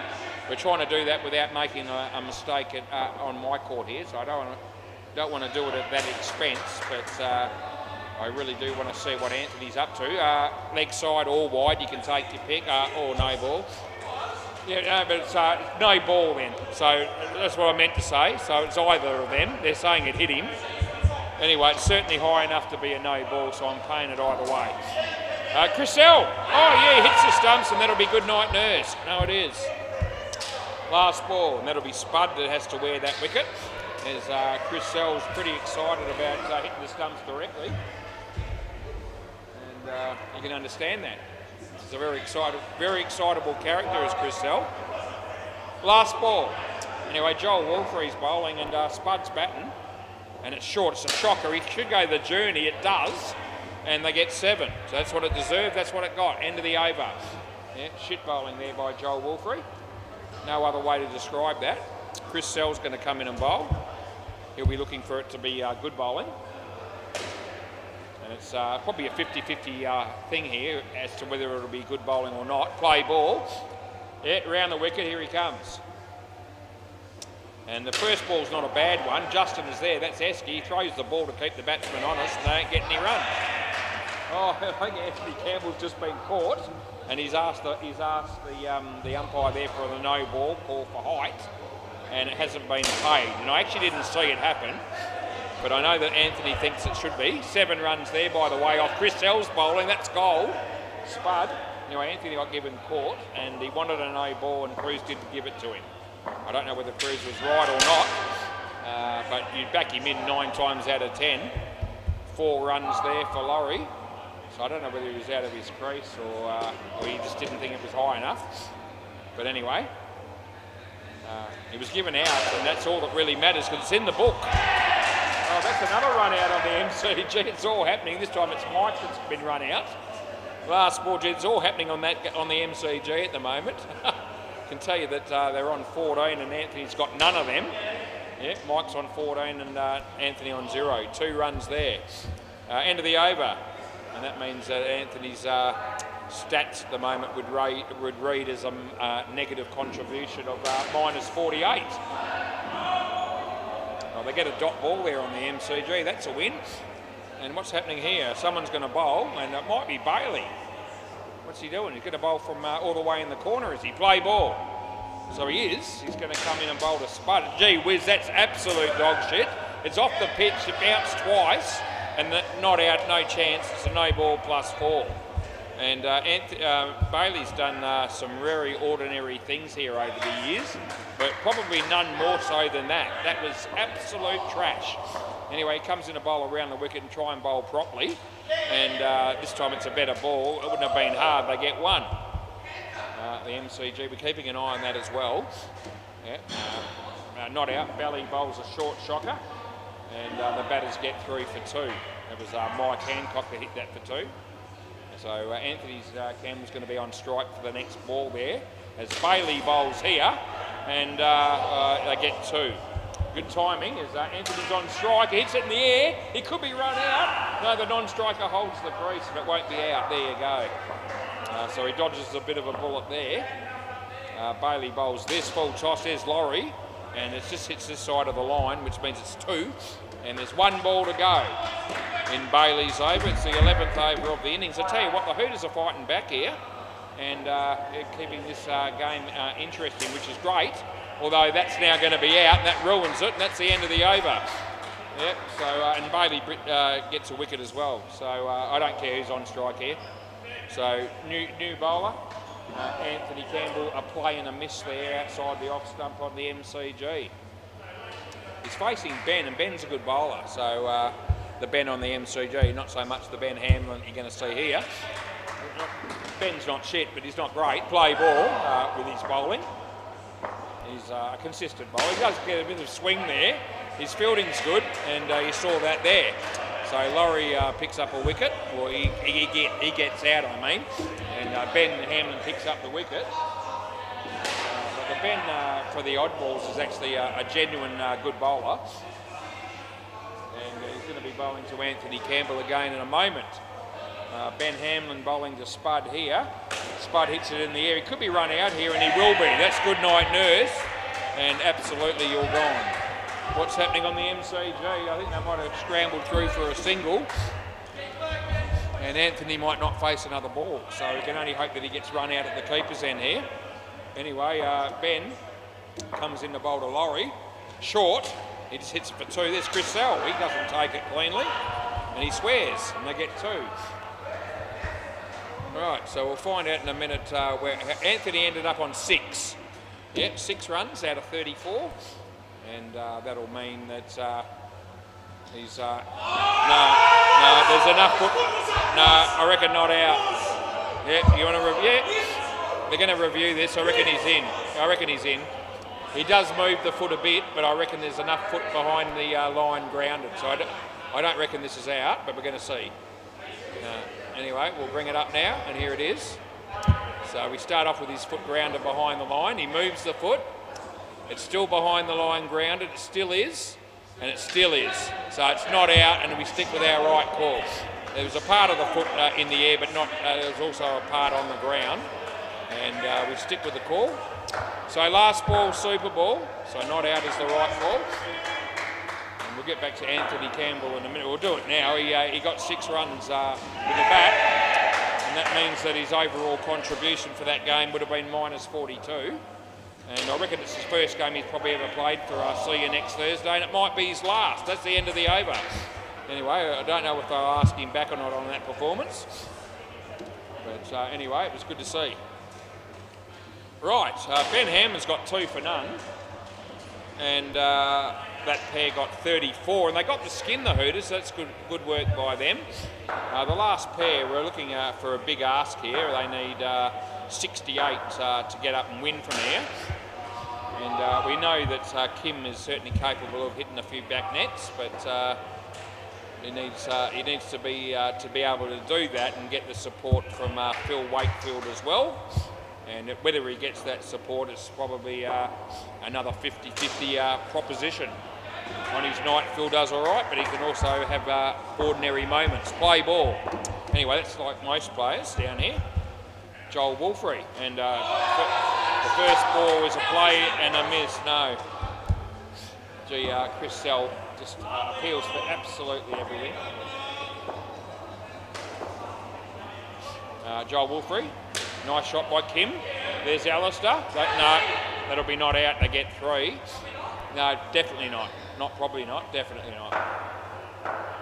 Wickets bowling on the MCG. And Phil Capper, it's a good shot for him. He picks up 3. Good shot. Anyway, this is Joel Wilfrey bowling to Phil Wakefield. And yeah, plays it straight down to Esky. And gee whiz, Esky, he fumbled it.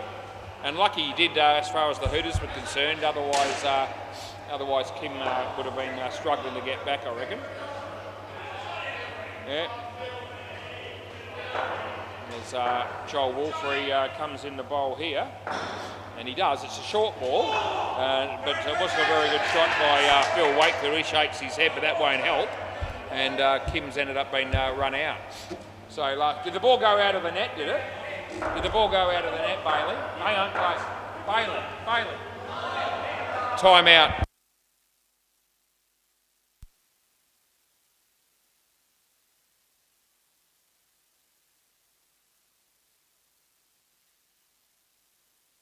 I'll take your word for it. So it's out. Play ball. Yep, so the people on the sidelines there from the Stingrays were telling me that the ball went out of the net there. No ball off the pitch, and that's the end of the over. And anyway, no, well, I won't do it now because I'm taking your word for it. So I'm not going to check it. Too late now anyway.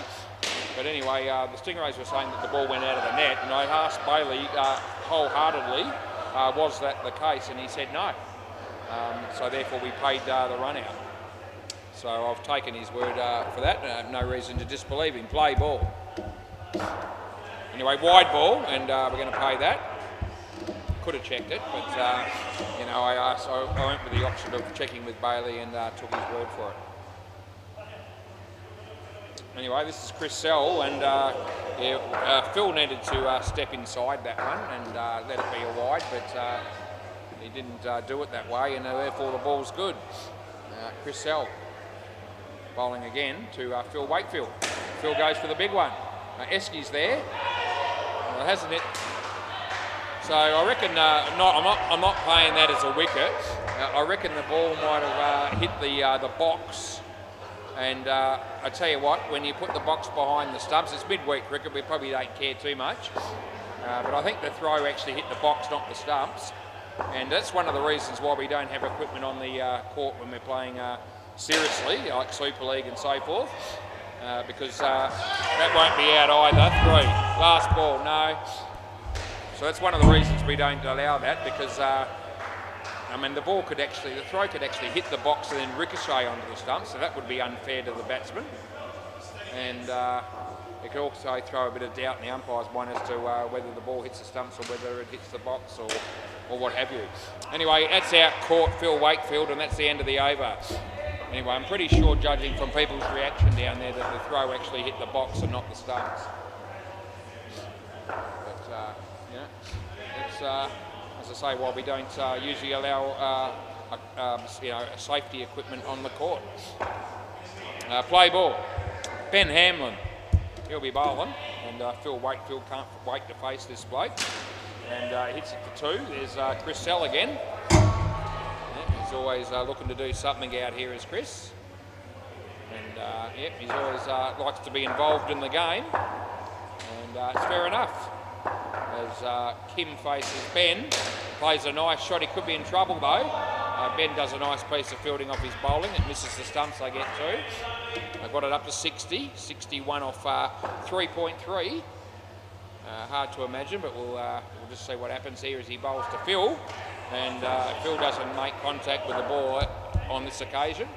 And there's no run to Belly having a bowl there on the MCG. Some people will find that riveting. They get 1 run there. Last ball, Belly bowls again. And Phil Capper hits it for 2. Ben Hamlin. He comes in to bowl to Kim. It's the leg side. We make the call, and that's the end of the over. So what's Ben's figures, I wonder? 2 for 7. That's pretty good for Ben. He'd take that. Yep, he's bowled his 3 overs, so absolutely. Happy with those figures, Ben, are you? Yeah? Always? Yeah, pretty happy with that, he reckons. Yeah, he's happy. Play ball. Anyway, as long as Ben Hamlin's happy, we're all good. short shocker by Joel Wolfrey, and Phil just says, I'll just hit it for 2. And, Bellies has picked up a wicket on the MCG. As Joel Wolfrey bowls to Kim. And that's almost out twice, and it's not out once.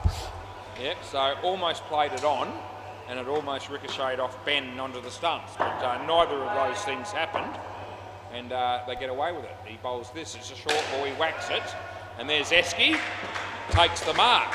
And Esky makes a certainty of that.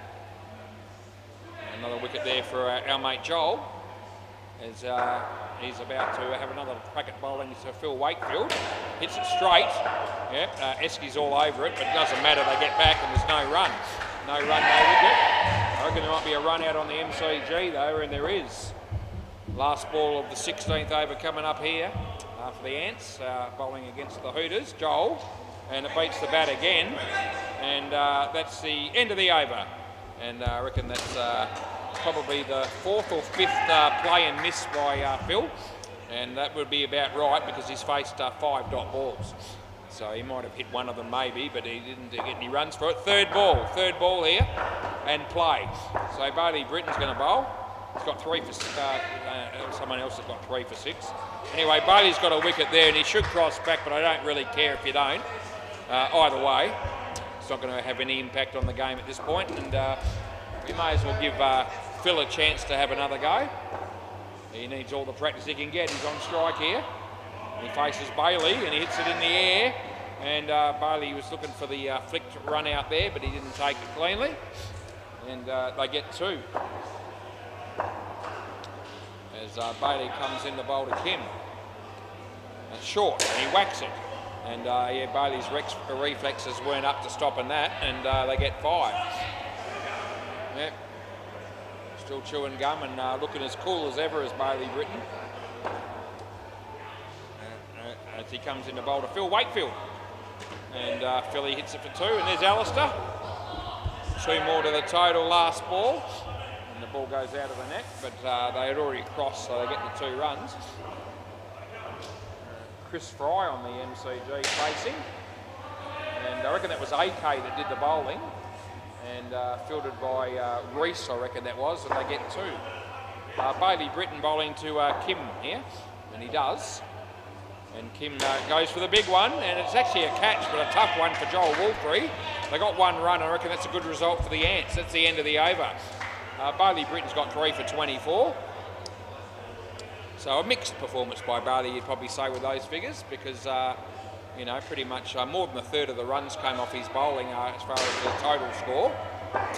Play ball, and he also would have gone for 39 runs off the other 12 balls that didn't take wickets. So he was expensive, and we don't mind mentioning that. As Alistair bowls this one, they get 2.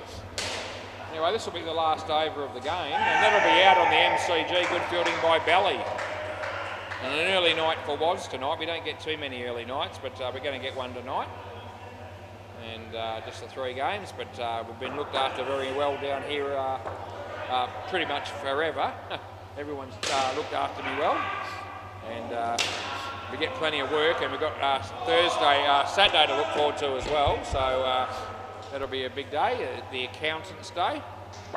It might possibly be on YouTube, and so it might be some cricket for people to watch on Saturday. That was Esky missing the stumps, and they get 1. Scores on 69. Chris Fry, he pins back the ears and hits that for 7. Nice shot off Wickers's bowling. He won't appreciate that. Alistair has a bit of a false start. He has another go. Comes in the bowl to Phil Wakefield. Short, he hits it on the leg side. They'll pick up 2 comfortably. And it's last ball Super Bowl. They need 13 for the skin. Will they have a go? They may as well. Yeah, 13 for the skin. They got the second skin, Hooters, so if they can get this one, they'll get a couple of points in the game. Anyway, we'll see what happens. Yep, he comes down the wicket. He's been stumped, so we talked him into getting out there. That's the end of the end of the game. Thanks, Ben. Yep, that works. Yeah, got it. Anyway, we get the balls, and that'll be the end of that. 5 for -5 for Alistair. And I hope you enjoyed the coverage again tonight on the WACA. And if you want to tune in again tomorrow night, I'll be here for a 6 o'clock start. See you then.